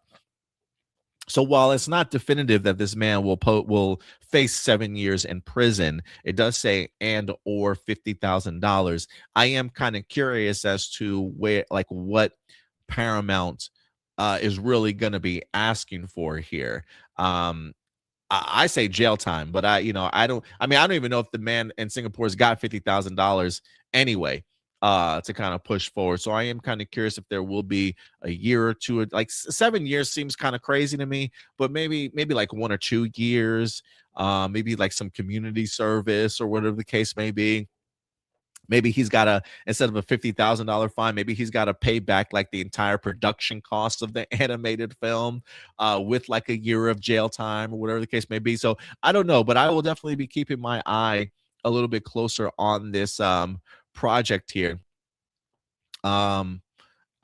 Kiki and Lucas says, why does this happen all the time? There's got to be a way to prevent it. Singapore doesn't mess around when it comes to crimes. Yeah, they don't. Like maybe they chop off a couple of digits of his finger so he can't type properly anymore. Like I don't know how they do it in Singapore, but Paramount is going after some consequences for this man, and hopefully maybe scare the life out of some people for attempting to try and do it on their own in the future. But yeah, justice is looking to be served for people can be canned in Singapore. That sounds pretty gnarly, actually. Pretty crazy. But yeah, guys, let us know your thoughts in regards to the Legend of Aang finding the perpetrator and putting him in jail. And we'll see what the courts decide to do from there. Next up, we will be moving from Legend of Aang to what is, in fact, currently the best actor in Hollywood at this time. But for those of you who don't know, there is a Battlefield movie in the works. If you guys are big sort of first game shooter types, you are very familiar with video games like Call of Duty, along with Battlefield. And Battlefield's in the news because they do plan on doing a live action adaptation of the video game itself. And this week, they have formally announced 2 huge names attached to this project. And that's where Michael B. Jordan comes into play, baby. That's right. The best actor in Hollywood today, according to the Oscars, has been attached to go ahead and do this Battlefield movie. But not just that, the director and writer Christopher McQuarrie. If Christopher McQuarrie's name sounds familiar, it certainly should, as he has helmed the last several Mission Impossible movies. And if you ask me, this is a collaboration and duo that just makes sense to me. According to the Hollywood Reporter, let me go ahead and bring up this article for you guys here.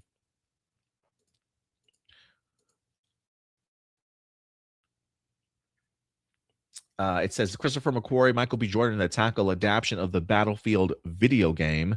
As the week comes to a close, the groundwork is being laid for what could be the biggest bidding war of the year, and it's appropriately enough for Battlefield, the military video game, which last year topped the sales chart. If I could be a little candid with you guys here real quick, I was a big fan of Call of Duty for years. it was religious for me. Anytime a brand new Call of Duty video game dropped, I was there, right? Modern Warfare 2, Modern Warfare 3. Was there even a Civil War game from them? I can't even remember, honestly, off the top of my head. I loved Call of Duty. And then they dropped like this 1984 or 1948 Battlefield or sometime. I don't know if it was maybe it was Battlefield 4. It might have been actually Battlefield 4 or Battlefield 3. I can't remember which one it was. But I decided, you know what? I'm going to check this out. One of the things that really always appealed to me was the destructible environments of Battlefield. I always found them really, really epic, honestly. But I gave it a try one year, and I fell in love with my Battlefield game. I haven't played another one since then. My gaming days, I don't want to say are over, but definitely put on I'll come back to it at some point in time. Video games right now just feels like a societal bragging right. It almost feels like if you can afford a new Xbox and a new PlayStation, you're like in a completely different like economic bracket than most people right now. So I got to get my societal status up a little bit before I can afford another video game system. But I would love to get back to the likes of Call of Duty and Battlefield. But I am glad to see that the video game topped the charts last year. And if the title wasn't enticing enough, it comes from some of the biggest names in Hollywood. Christopher McQuarrie, who has spent the last dozen years guiding field operations for Tom Cruise in Mission Impossible, and Michael B. Jordan, who last month won an Oscar for his performance in Sinners. McQuarrie is attached to write, direct, and produce the film, while Jordan is attached to produce and possibly star, depending on several factors, though. This hot package is currently before studios who already is marshaling their interest. Look, if Michael B. Jordan is producing this, I highly expect him to star. Miami Vice made the right decision of continuing to pay Michael B. Jordan whatever it is that he was certainly asking for to land him in this role. And Michael B. Jordan right now is just a hot commodity in Hollywood. I almost feel like every time I open up the news each week, his name is being dropped certainly somewhere. So if I'm the studios, I expect this to honestly be a huge bidding war between these two.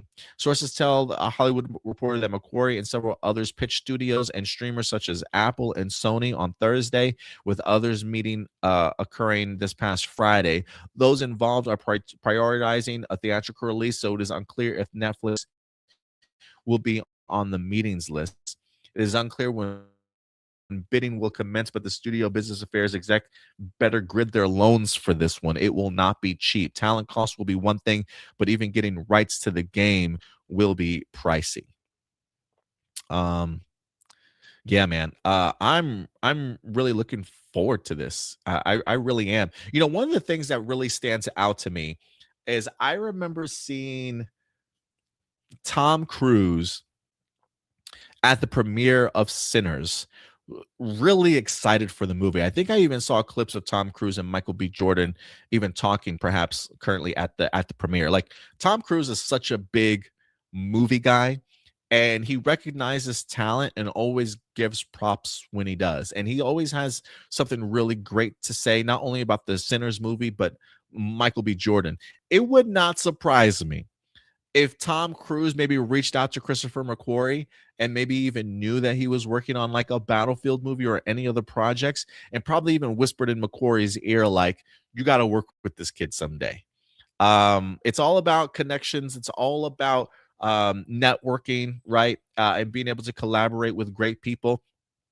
And I think the idea of him also winning an Oscar has probably just opened up so many new avenues for him to work with other people we probably never would have dreamed of. And so the combination of Christopher McQuarrie, we know Michael B. Jordan does action really, really great.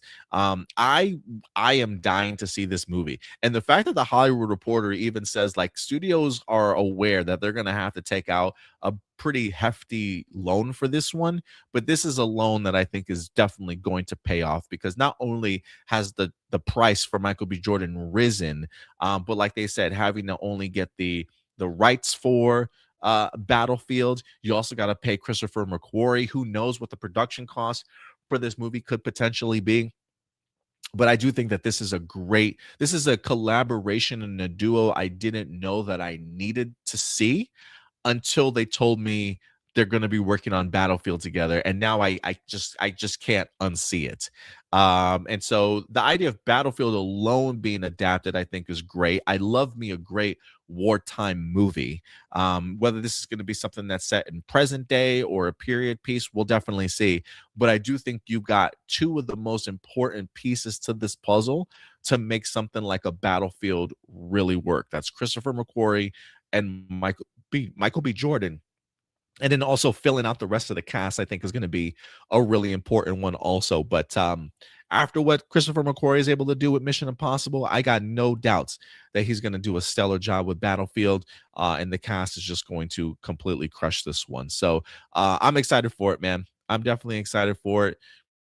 Let me know what you guys think as well. No release date. Again, they haven't even begun the bidding war just as of yet, but I do have a feeling that studios are going to be forking over a ton of money in order to win the rights to this one, guys. But please certainly go ahead and let me know your thoughts in the comment section box below. Let me sip on this water. This coffee in my...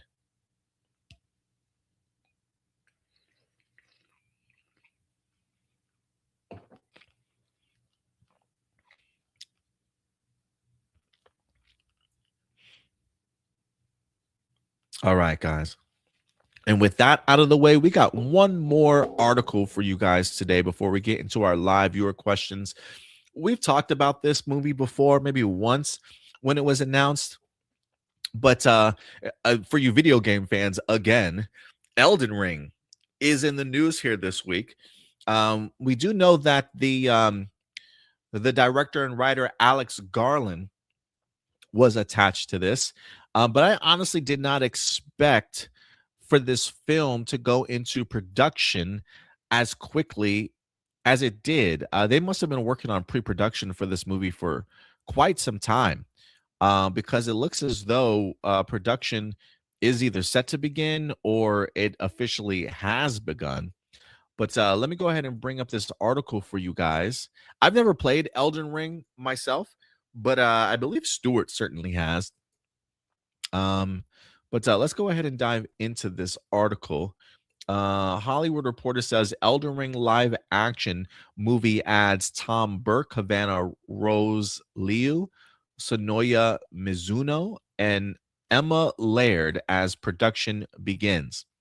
A24's adaptation of Elden Ring, its most ambitious feature movie project to date, has rounded out its cast as it begins production. It also is going to be starring Kaylee Spaney along with Nick Offerman as part of the cast. Alex Garland, who wrote and directed Civil War. I liked Civil War. I do think it could have been a little bit better. I think the script felt a little bit weak to me, but from a performance standpoint, directing standpoint, I was a big fan.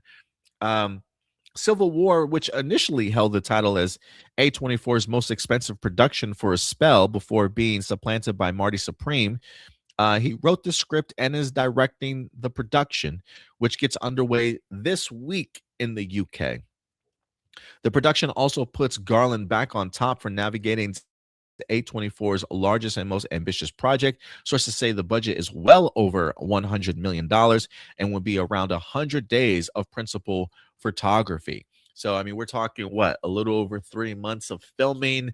A24 is most notably known for a lot of their work for being sort of like smaller budgeted films. So this is a really big risk, I think, for A24. But if there's anybody's hands you want to put that in, it's definitely going to be Alex Garland. A24 has set a March 3rd, 2028 date, the theatrical release for Elden Ring, based on the mythological story written by George R.R. Martin.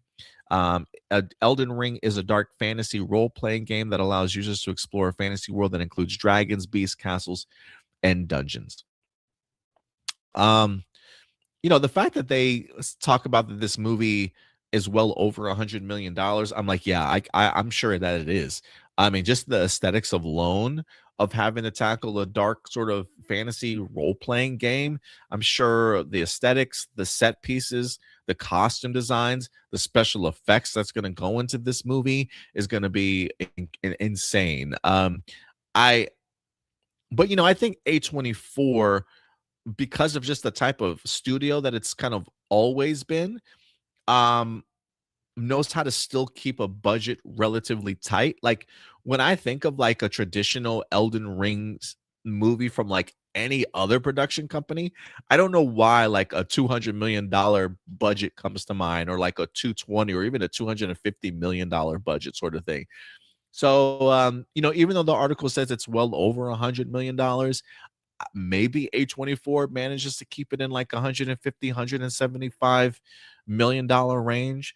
I am kind of curious if Elden Rings is a big enough IP alone to get the fan base to come out and certainly support it along with general audience members. Like, I love a great fantasy movie.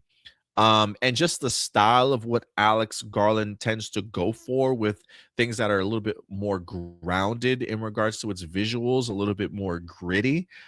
Maybe his style of directing will benefit the production cost a little bit more than what we're used to, right? Like, maybe we might get some really cool creature designs and stuff, but maybe not overly dependent on I don't want to say the fantasy aspect of things, because that has to be kind of included in here, but from like special effects, visual spectacular, maybe that's kind of drawn in a little bit for them to focus a little bit more on the world, the characters, exposition for some of this, whatever journey that they might find themselves on, sort of thing. So maybe based off of who is directing and writing it, maybe that alone can keep Elden Ring as a true live action adaptation without just completely exploding the budget for this movie. And I think that's probably what A24 is going with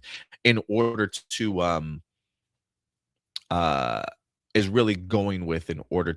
hopefully have this movie be successful kind of on their watch.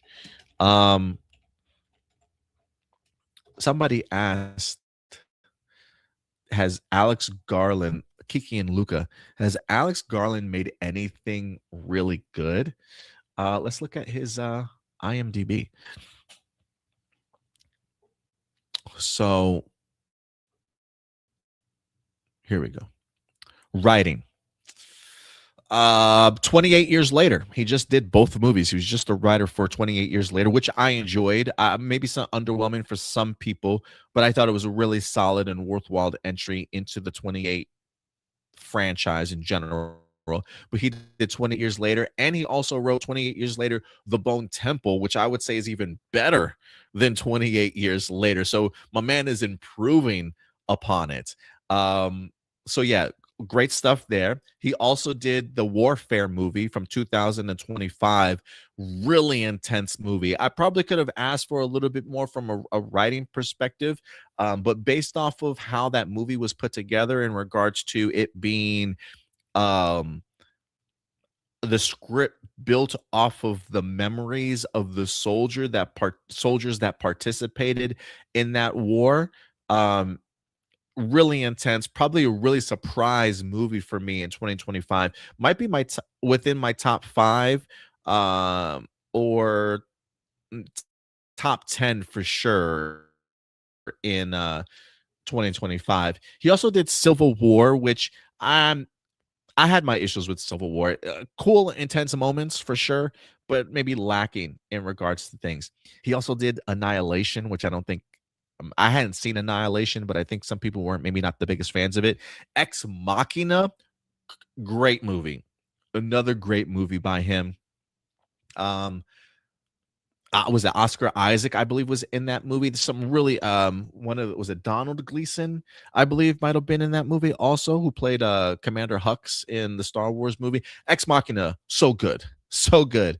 He also did the Dread movie with Carl Urban that I think a lot of people were really, really big fans of as well.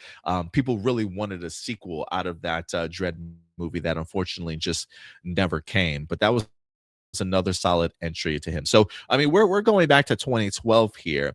Outside of like maybe Annihilation, he's got another movie in here called Men that I'm not familiar with. Back in 2022, doesn't look like it did necessarily too well.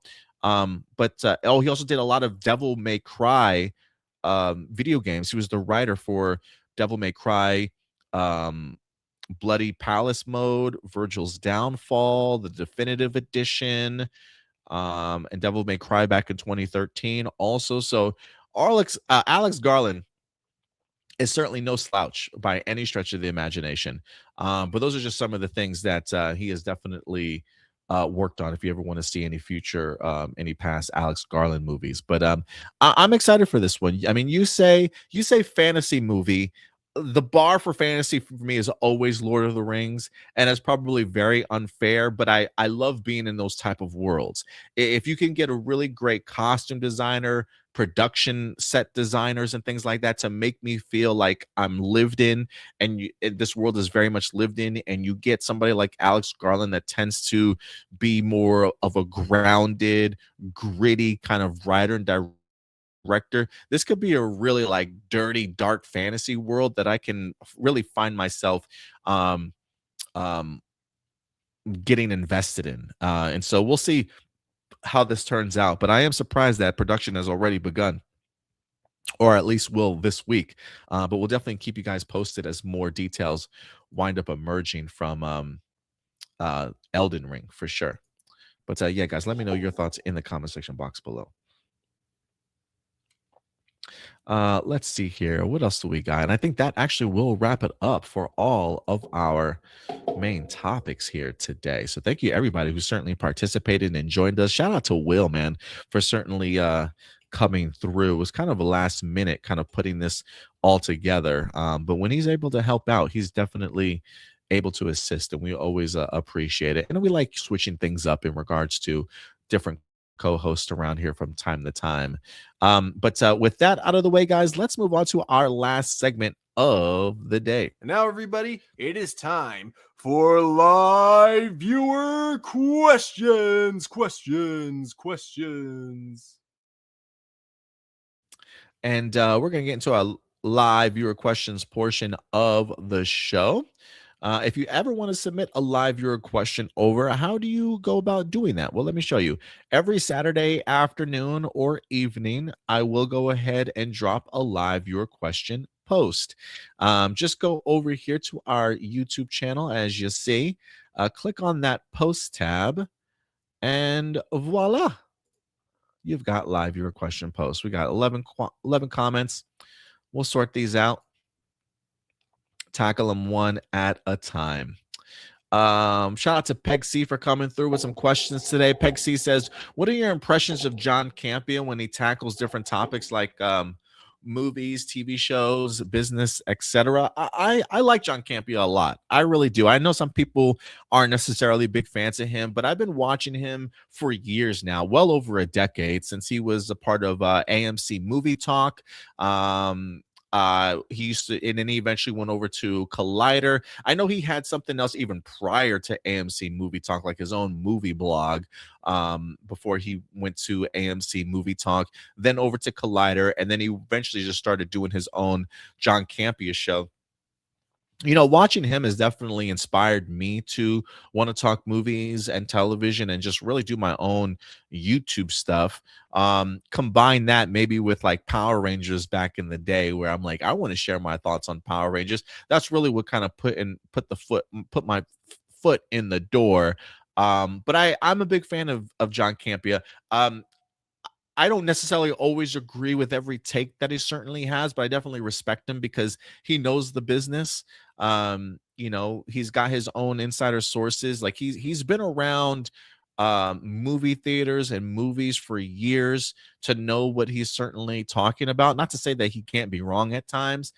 Sometimes I'm not a big fan of his take. Sometimes I think his take kind of misses other points at times, but I respect his opinion on things. When he's a big fan of a movie, or even when he's not a big fan of a movie, I always value his opinion on those. but I still always go into a movie with my own. And sometimes I walk out just not agreeing with his take on certain things whatsoever. But I have liked him. I've learned a lot from watching John Campea, especially when it comes to like what a movie needs in order to break even. Like, how do you calculate a production cost on a movie, marketing? How do you come to what that break even amount is? I've really learned a little bit more about contracts and negotiations behind the scenes, because he's had to take part in those things, and he's been around the business for quite some time. So I think he drops a lot of valuable gems and information, and I think you can learn a lot. And I think also people may not know this about John Campea, but he's also done maybe 1 or 2 movies in his life. He's been one of those people that always believe that, like, if you're going to talk about the movies and be critical of the movies, that maybe you yourself should try and make a movie to kind of truly understand like how hard it is to even get financing, or even get actors, or get a cast, or even make a movie in general, right? Like, it's easy to come on here and be critical of a show that we watch or a movie that we watch, sort of thing, and break it all down and sort of be like couch quarterbacks in that sense of never having to have experienced making a movie before. And I think that's probably why I approach talking about movies the way that I do, in regards to talking about them as a fan first, and the aspects of it that I love, before I'm overtly critical about it. Because the concept and the idea of making a movie is already hard enough, but having to make a movie that appeals to a broad number of people is nearly fucking impossible, right? And so sometimes I think we talk too loosely out of our mouths about, if a movie is trash, or these people don't know what they're doing, like we know, sort of thing, right? So I always try and be aware when I talk about a film just how difficult movie making truly is. And I don't think I learned that lesson if honestly if I don't watch John Campea to learn those things and the behind the scenes stuff, or how Hollywood and movie making kind of works from time to time. So again, I may not agree with every single take that he has. He's had some atrocious ones, trust me, okay? But he's definitely a movie persona, or a movie talk persona, that I definitely respect in this business, for sure. What are your thoughts on Kat Graham on the portrayal of Diana Ross's role cut from Michael Jackson's biopic for essential legal consideration? I'm sure Diana Ross definitely played an integral part in the movie, or in Michael's life. But after watching Michael myself, I don't necessarily know if I like the way that it was cut. Kiki and Lucas says, I find John Campea unlikable. He's a bit arrogant. I respect that. He's definitely not everybody's taste, for sure. I definitely understand how he comes across that way, Kiki and Lucas. So I totally recognize that, for sure. Yeah, he's definitely not everybody's cup of tea. I don't know how well he's liked within that film community in general. But yeah, he can come across kind of arrogant. Legends of Aang. Leaked suspect arrested. Yeah, we just talked about that. What are my thoughts? I just kind of gave my thoughts a little bit in regards to it. But I'm glad he's serving some sort of sentence for what he did. I'm hoping it puts other people on notice, like, oh crap, I'm not gonna F around with that. I do wonder how many other studios have gone after movie leakers before. This is the first time, I feel like, in a long time that I could possibly remember. But I am kind of curious as to it's not like illegally downloading a movie, right? Like, this is like breaking into a studio's media portfolio digitally and stealing something from them. You know what I mean? And I don't know if I've ever seen a studio really go after somebody like that before. if you guys remember any, please let me know in the comments the last time that this happened. Maybe I'm just not privy to it. It might have happened last week and I'm not even aware of it. But if you are aware of a studio going after somebody and charging them for leaking a film, please let me know. AJ the Morphing Grid. David Yost improvised dialogue as Billy in the Zeo episode Revelations of Gold, which featured the debut of the Gold Ranger. The team returned to the power chamber confused about the identity of his mysterious new hero. Just as they arrived, Billy returned to the Power Ranger chamber as well. When the team mentioned the new Ranger, they also questioned Billy's whereabouts, to which he vaguely replied that he had other things to take care of. This dialogue was clearly improvised by David Yost. By this time, he was already being bullied behind the scenes due to his sexual orientation, and the strain is visible in his eyes. Nakia Burris, who played Tanya, even improvised a line asking Billy if he was okay, seemingly checking on his real life state of mind. What do you think of David Yost trying to not break character during this moment, and Nakia checking in on him while the camera was rolling? It's sometimes just real life poured over into scenes. Kind of crazy that they kind of kept it in the movie, to be quite frank, or kept it in the episode, to be frank with you. Was that the same thing when he's talking and he says he vaguely replied that he had other things to take care of? Did she then ask him if he was okay? Is that all the same episode, or is that different moments in time? But yeah, shout out to David Yost for just pushing through, man, and eventually coming back to this franchise that wasn't necessarily the best for him. Peg C says, I remember the unfinished movie of Wolverine got leaked back in the day. Don't know if that's the same. Yeah, I mean, I do wonder if somebody faced any kind of time for that. Look that up for me, Peg C. I'm kind of curious. Jessica Fryban, when do you think we will get a release date for the next season of Futurama and the King of the Hill revival? And will Project Hail Mary do so well at the box office? Do you think we can get a sequel? I mean, it probably did pretty well at the box office. I don't know if there's a sequel written. Project Hail Mary is based off of an adaptation of a novel from the same writer that did The Martian. So I don't know if there's a sequel already for Project Hail Mary. Maybe there's one coming that we don't know about. If there is a sequel book coming, similar to how the Hunger Games franchises tend to do it. Like if they know that there's a new book coming out, they'll immediately kind of go into production for whatever book is being written. So if there is something like that for Project Hail Mary, there probably will be a sequel. But I don't know. I don't want to say I don't know where you go from here, but I'm okay with the way that Project Hail Mary went and ended if we don't get another movie out of it. I just don't want them making shit up, just for like a cash grab to benefit off of the wild success of Project Hail Mary. So if there is already a script, or even if the writer has an outline of things that they would have detailed in a sequel, then if that's the case, then I would certainly be open to it. As far as a release date for Futurama and King of the Hill revival, I do not know. I do not know, Jessica. I'm sorry. Tony Robinson, a lot of fans are upset about Gen V getting canceled. So do they will attack VOT Rising?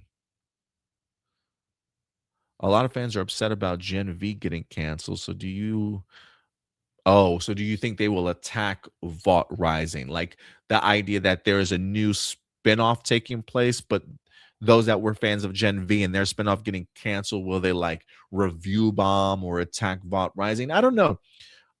Maybe. I'm sure there's going to be some disgruntled fans that are going to be pretty mad, but maybe once they actually see VOT Rising, maybe they'll be bigger fans of it. That show actually looks kind of appealing to me. I wouldn't mind checking out VOT Rising given the opportunity. But if I ever catch up to The Boys a little bit, to be honest with you. But I mean, I could see it just because people hold on to things and take things personally in that regards, Tony.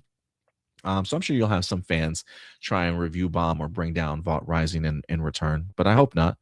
If Clayface is a success, what other villain do you want to see? Probably Mr. Freeze, I think would be pretty cool.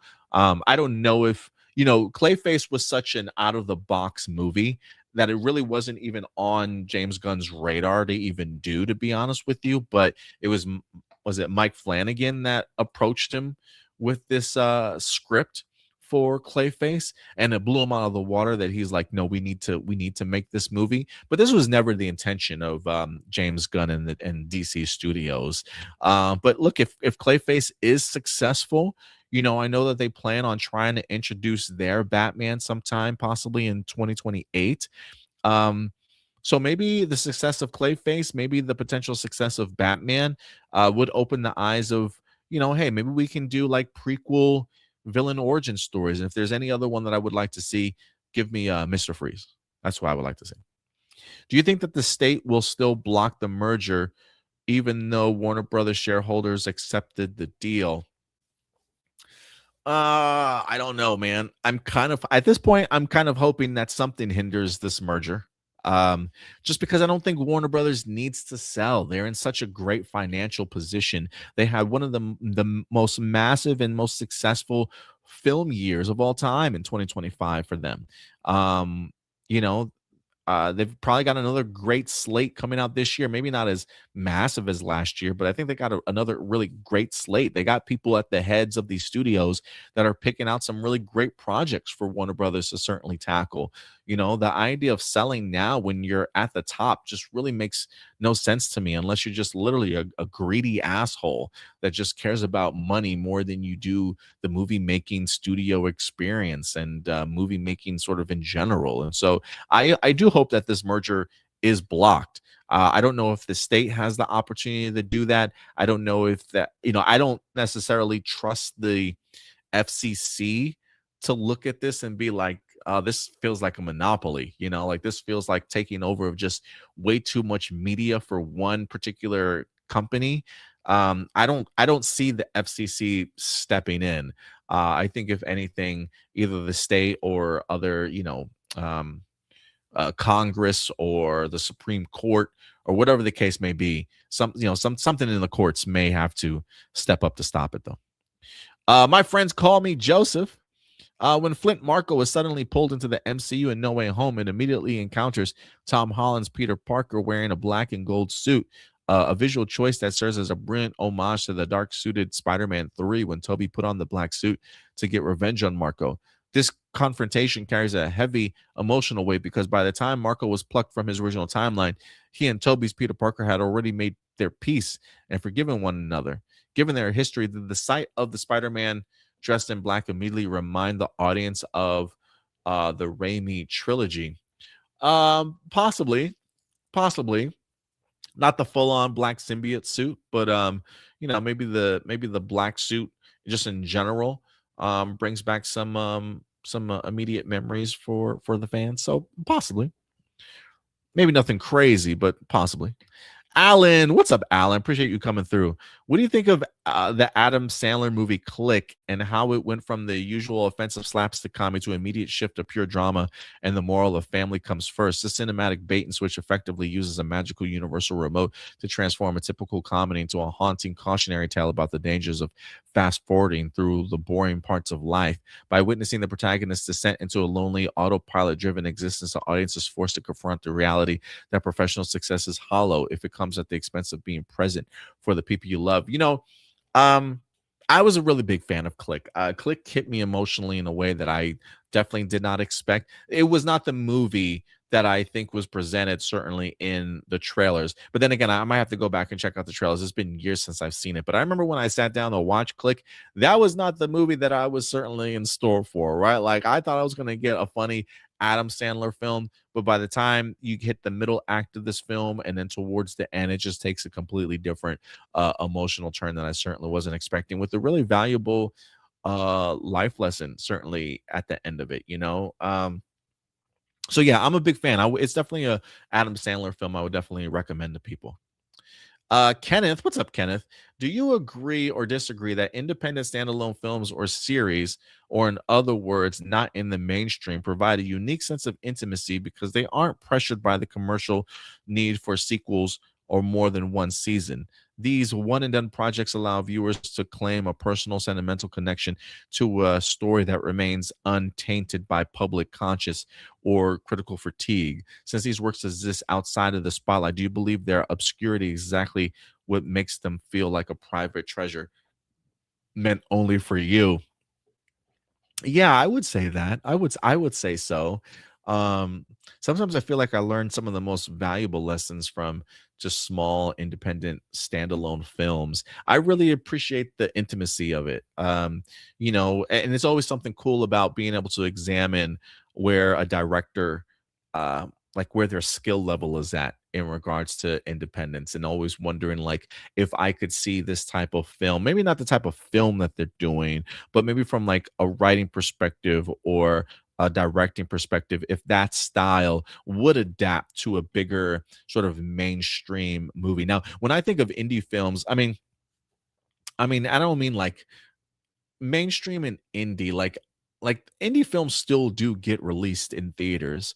They may not be big budget films. They may only be in the theaters for like a week or two. Some independent films, you literally have to go to like independent movie theaters in order to kind of even see them at times. But there's definitely a place for um these independent standalone movies. But yeah, I do think that I will agree that they do provide a unique sense of intimacy, because of the fact, and I think it's just a level of freedom that these creators get to kind of explore, right? Like you don't necessarily have studios hitting you with a bunch of notes of things that you need to necessarily change. Like independent films tend to be as pure of filmmaking as you could possibly get before it's eventually tainted by sort of big studios as you eventually move up in your career. Not to say that movies, well, I guess movies technically at some point in time don't get to become just yours anymore, right? Like if a studio purchases your intellectual property and they want to make a bigger movie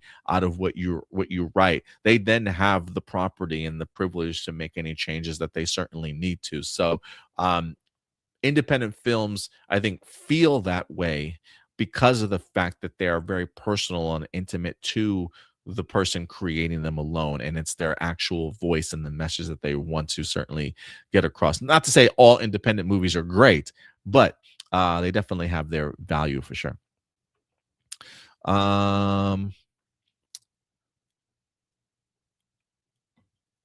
Jake Villanueva, what's up, man? How do you feel about characters Evan and Scott Pilgrim, two roles that highlight Michael Cera's evolution from selfless teenager to a deeply flawed young adult? In Superbad, Sarah portrays Evan as a respectful and morally grounded teen who refuses to take advantage of his crush Rebecca while she's intoxicated. Conversely, in Scott Pilgrim vs. the World, he plays an unlikable protagonist who callously juggles two relationships and avoids accountability. First off, I love Scott Pilgrim versus the World. I do love Evan also from Superbad, one of my favorite comedies growing up for sure. I love Michael Cera in general. I've been watching a little bit more of him in the Arrested Development series. My girlfriend every once in a while will have a couple of those movies and those episodes playing in the background, and so I get to watch Michael Cera when he was younger. He's just a funny dude, man. Like his timing, the way he executes his lines, the way he speaks, his mannerisms, he just always comes across as like just the really awkward nerd all the time. And Scott Pilgrim versus the World is probably one of the most underrated comic book movie gems of like all time. Like people love that movie, but I don't think it still gets enough like shine that it certainly should. Just from a visual aesthetic too, like the video game aspects to it just really work for me. The comedy is really on point. Michael Cera should definitely be in a lot more movies. I was really glad to see him this past year in the God, he was just in that new Wes Anderson film with was it Benicio del Toro? I believe he was in it with. The Phoenician Scheme, I believe, if I'm correct. He was so good in that movie too. Yeah, I do like a lot of characters that Michael Cera plays. So I'm a really big fan of his. Marco Parco. If James Gunn were to eventually reboot Black Adam, oh God, who would you cast in the role? what should this movie do better the way the one with Dwayne The Rock Johnson, including the character himself? Additionally, do you think The Rock should never touch the character again or in this other? Yeah, I don't want to see The Rock in the superhero movies anymore. I really don't. I really liked him in the what was that movie he was just in? The Something Machine, where he portrayed the MMA fighter. I thought he was really good in that movie. I was really kind of blown away by his performance. I really want to see him take, look, he's always going to be an action guy, I think, but and I know he was really hurt by how unwell and received his recent movie was received by people. He was really hurt by it because I think he really put a lot of effort into it. As a movie, it was meh to me, but from a performance perspective, I thought The Rock was great in it. So I would like to see him do more. He's always going to do his action films, big, general audience, mainstream type of movies. But I really would like to see him do maybe some more dramas. I really would. As far as I hope, I really don't need a reboot of Black Adam. I really don't. I definitely don't want to see the Dwayne Johnson in it. Give me a better director. Give me better writers. If you're gonna, I was gonna say, if you're gonna reboot Black Adam, there's got to be some more connection to Shazam in there. Maybe you do a dual Shazam and Black Adam movie. I really don't know. I have no idea who I would cast in that movie as of right now, just like off the top of my head. Yeah, I'd have to think about that. I have to think about that, Marco. But I don't want another Black Adam movie right now. Kiki and Luca with the last set of questions here. Saying the Smashing Machine. Thank you, Kiki and Luca. The Smashing Machine. Yeah, I liked them in the Smashing Machine. Kiki and Luca also say, I just saw the movie I Swear. My son has Tourette's, is involved in Tourette advocacy, and the movie was brilliant. I hope you guys see it, preferably in the theater. I will go ahead and write that one down. I'll see if it's playing anywhere in my movie theaters right now. Kiki and Luca also says, love the Michael movie. It's fun and enthralling. Are you guys going to see it or turned off because of the accusations? He was acquitted of 14 charges. If he had been found guilty, we would be having a different conversation. Look, I am a Michael Jackson. I'm a Michael Jackson fan. Okay, I grew up in the time period where Michael Jackson dominated everything. I know all of his songs. I've seen all his music videos countless times. I got to tell you, I had a blast with Michael. I really, really did. Marcelino says, I heard negative things about Michael, sure, due to its inaccuracy. You know what? As a person that watched the film, I couldn't care less. I could not care less about any inaccuracies. I did have some questions though that I would like to Google to find some things out, because when I watched it, there's a part of me that thought to myself, is that true? Is that really how things kind of played out? There's a part of me that thinks not necessarily the case. So I do want to dive into some questions that I have about it. But the way that the movie was executed, I could care less about the inaccuracies, to be honest with you. The music alone, incredible. I was a really big fan of some of the performances too, as Jafar. I don't want to get too much into it because I think worldwide it's made over $200 million already worldwide. I have to look at the numbers, but when I watched it, the audience had audible gasps in the movie for two reasons. One, the introduction to Michael as a kid when he's in the Jackson 5, and you hear his singing voice. The audience is like, damn, the kid just sounds like it. He just sounds like him. And then when you get to Jafar Jackson and you see him for the first time and he utters his first words, I kid you not, people in people in the movie theater were just looking at each other like, wow, like it is scary just how on the nose this kid is from like there are times I am curious as to how much of the singing voices Jafar. Maybe it's all of him. I don't know. I'll have to look at some behind the scenes stuff. But the performance, oh my God. Like just incredible. I think Joe Jackson is like the Lex Luthor to Michael Jackson. Like he is the perfect foil and villain for any Michael Jackson movie. Like you just despise the dude, right? Like, but I think this movie also does a really good job of doing a couple things for Michael Jackson's legacy.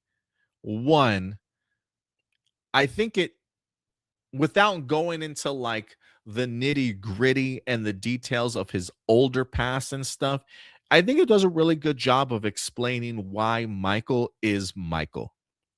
From his love of Peter Pan to his love of animals, right? To his love of like his own particular lifestyle of how he was raised, excluded from children his own age, not being able to ever kind of fit in, right? Not him himself feeling like he's not a normal child because of how other children around him respond to him. His love of his family, like the ability to like, and this comes also from Joe Jackson, in the sense of like always pushing that idea of like, well, if you don't want to do this, you must not care for your family. Like to see how much Michael Jackson really did for his family, right? Like maybe it was Joe Jackson pulling the strings, and maybe Michael Jackson didn't necessarily have his own voice and his own life for quite a long time, but to come back and do tours to help his family out and brothers, despite the fact that it's something that he didn't want to do, like you really come to appreciate the love that Michael Jackson did have for his family and all the stuff that he truly did for them and laying the groundwork for just the Jackson Foundation in general. Probably a lot of glitz and glamour and positive aspects to it. But from just a movie experience, sitting back, watching the life of Michael Jackson unfold, seeing some of the things that he had to really go through, seeing the villainous role played by Coleman Domingo, by the way, who played Joe in here. Coleman Domingo also does the voice for Norman Osborn in Your Friendly Neighborhood Spider-Man. I think he's also going to be in the upcoming Disclosure Day movie as well. You definitely have seen Cameron Domingo around for sure. But I had a really good time with this movie, man. I had a really good time with this movie. The music does go a long way. The uncanny performance of Jafar Jackson goes a really long way in here. The directing is spot on. The editing really works. The directing was incredible. Antoine Fuqua directed the hell out of this particular movie. If there is anything in particular, Marcelino does bring up a little bit of a good point, though. He says, but it is an autobiography, and autobiographies are supposed to be accurate. And while some liberties are taken, they need to be mostly accurate. If not, then you did a terrible job with history. It is the Michael Jackson. It's one of those things that's like, it's almost expected, right? Like it could almost be any other musical biopic. But if you're going to tell me, hey, we're going to make a Michael Jackson movie, I think as a moviegoer, you automatically know they're not gonna cover everything in this movie. And even if they did a second movie, I would be kind of curious as to where they go and how accurate they're gonna be. Like, I don't know how much, especially from this first movie, how much was inaccurate. There might be one or two things that jumped out at me in this movie that had me scratching my head, like, did it really go down that way? But I'm sure every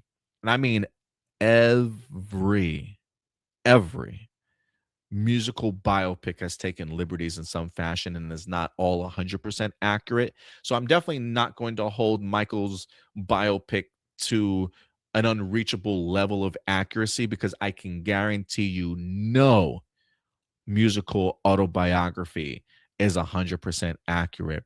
And I don't even necessarily know if we're even at that point in time in Michael's life where things started eventually getting really controversial. But there are some things from like a family intimate perspective that maybe there are some viewpoints in regards to how things were handled within family that wasn't necessarily showcased on the screen. Now, if we get a second movie from Michael, then maybe I'll have be a little bit more critical of some of those accuracies. But I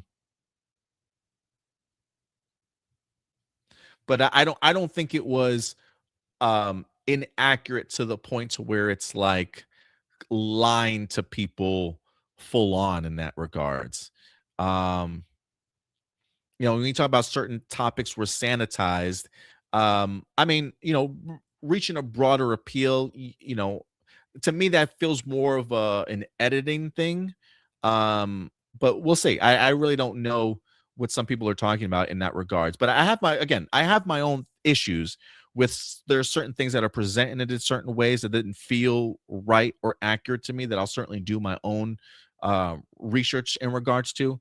But that doesn't stop me from enjoying this movie. Like, from a well put together film, this is a really well put together film and rather enjoyable movie for sure, sanitized or not. There are definitely some aspects in here where you emotionally feel for a lot of these characters, and I ended up becoming a really big fan of this movie, man. Yeah, fun and enthralling.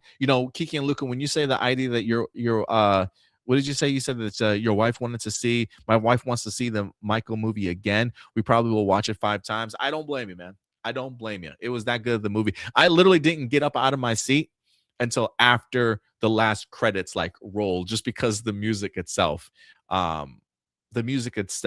it just kind of stands the test of time, and everybody knows these movies. Did you mean to send me $50? I mean, did you mean to send me $50, Kiki and Luca? I'm like, maybe he typed in $4.99 and didn't mean to send $50. I don't know if do you need a refund? I don't know how to send this money back, but if you can find the I Swear movie, I'd like to pay for you and your girlfriend to go see it. Kiki and Luca, look, if I can find the movie, we are definitely gonna go now. That's true. Movies are expensive. No joke. That is like 2 tickets. So I appreciate it, Kiki and Luca. Wow, that goes a long way. Thank you so much. I swear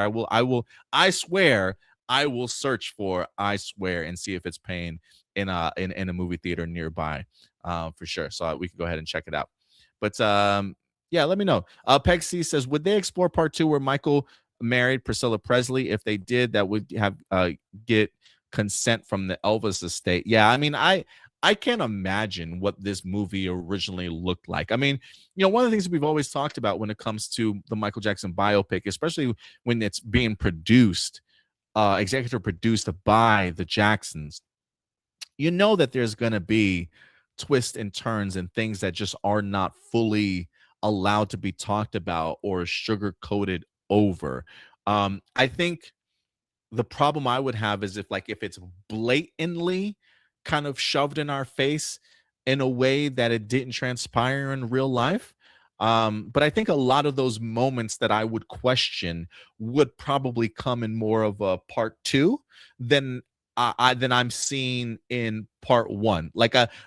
While this one I think definitely has some level of inaccuracies, I don't think it does an injustice to the movie itself. Whereas I think a part 2, especially if you get into Michael's later life, where I think it might end up becoming a little bit more of a problem.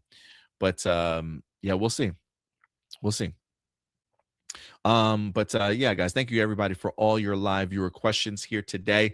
We'll probably talk a little bit about it more on tomorrow's show. We've got our live movies.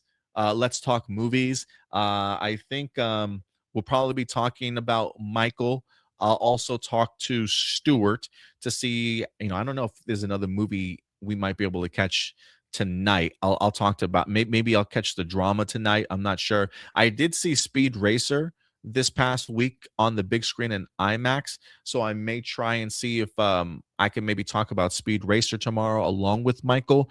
But we'll see if we have a third movie that Stuart and I have watched together. But you at least have 2 movie reviews coming for you guys tomorrow. But we'll definitely talk a little bit more about Michael as well.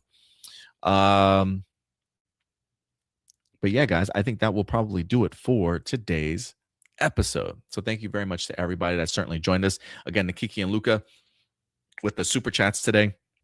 And I'll definitely keep you posted on if I'm able to check out that movie for sure.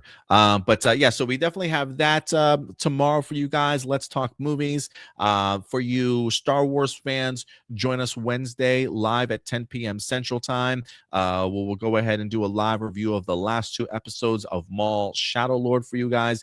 And then throughout the week, if there's any big trailers or news that drops that we find worthy about, that we need to talk about before we even get to Sunday's show, we'll definitely talk a little bit about that. We do have CCXP this weekend for a couple of days, so you might get some really big reveals. If you want to keep up with us and all the news that drops throughout the week, the best place for you guys is going to be at APlus Opinions down here below on our Facebook page. We keep that update daily with the news. You can refresh it every couple of hours, and you'll probably have new information on our YouTube page. We're also on TikTok at Hero Report, where we post movie trailers, behind the scenes featurettes. We do new comic book hauls for you guys as well, and talk a lot of movies over there too.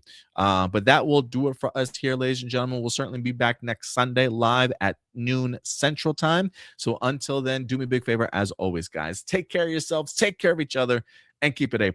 I'll talk to you guys later. Bye.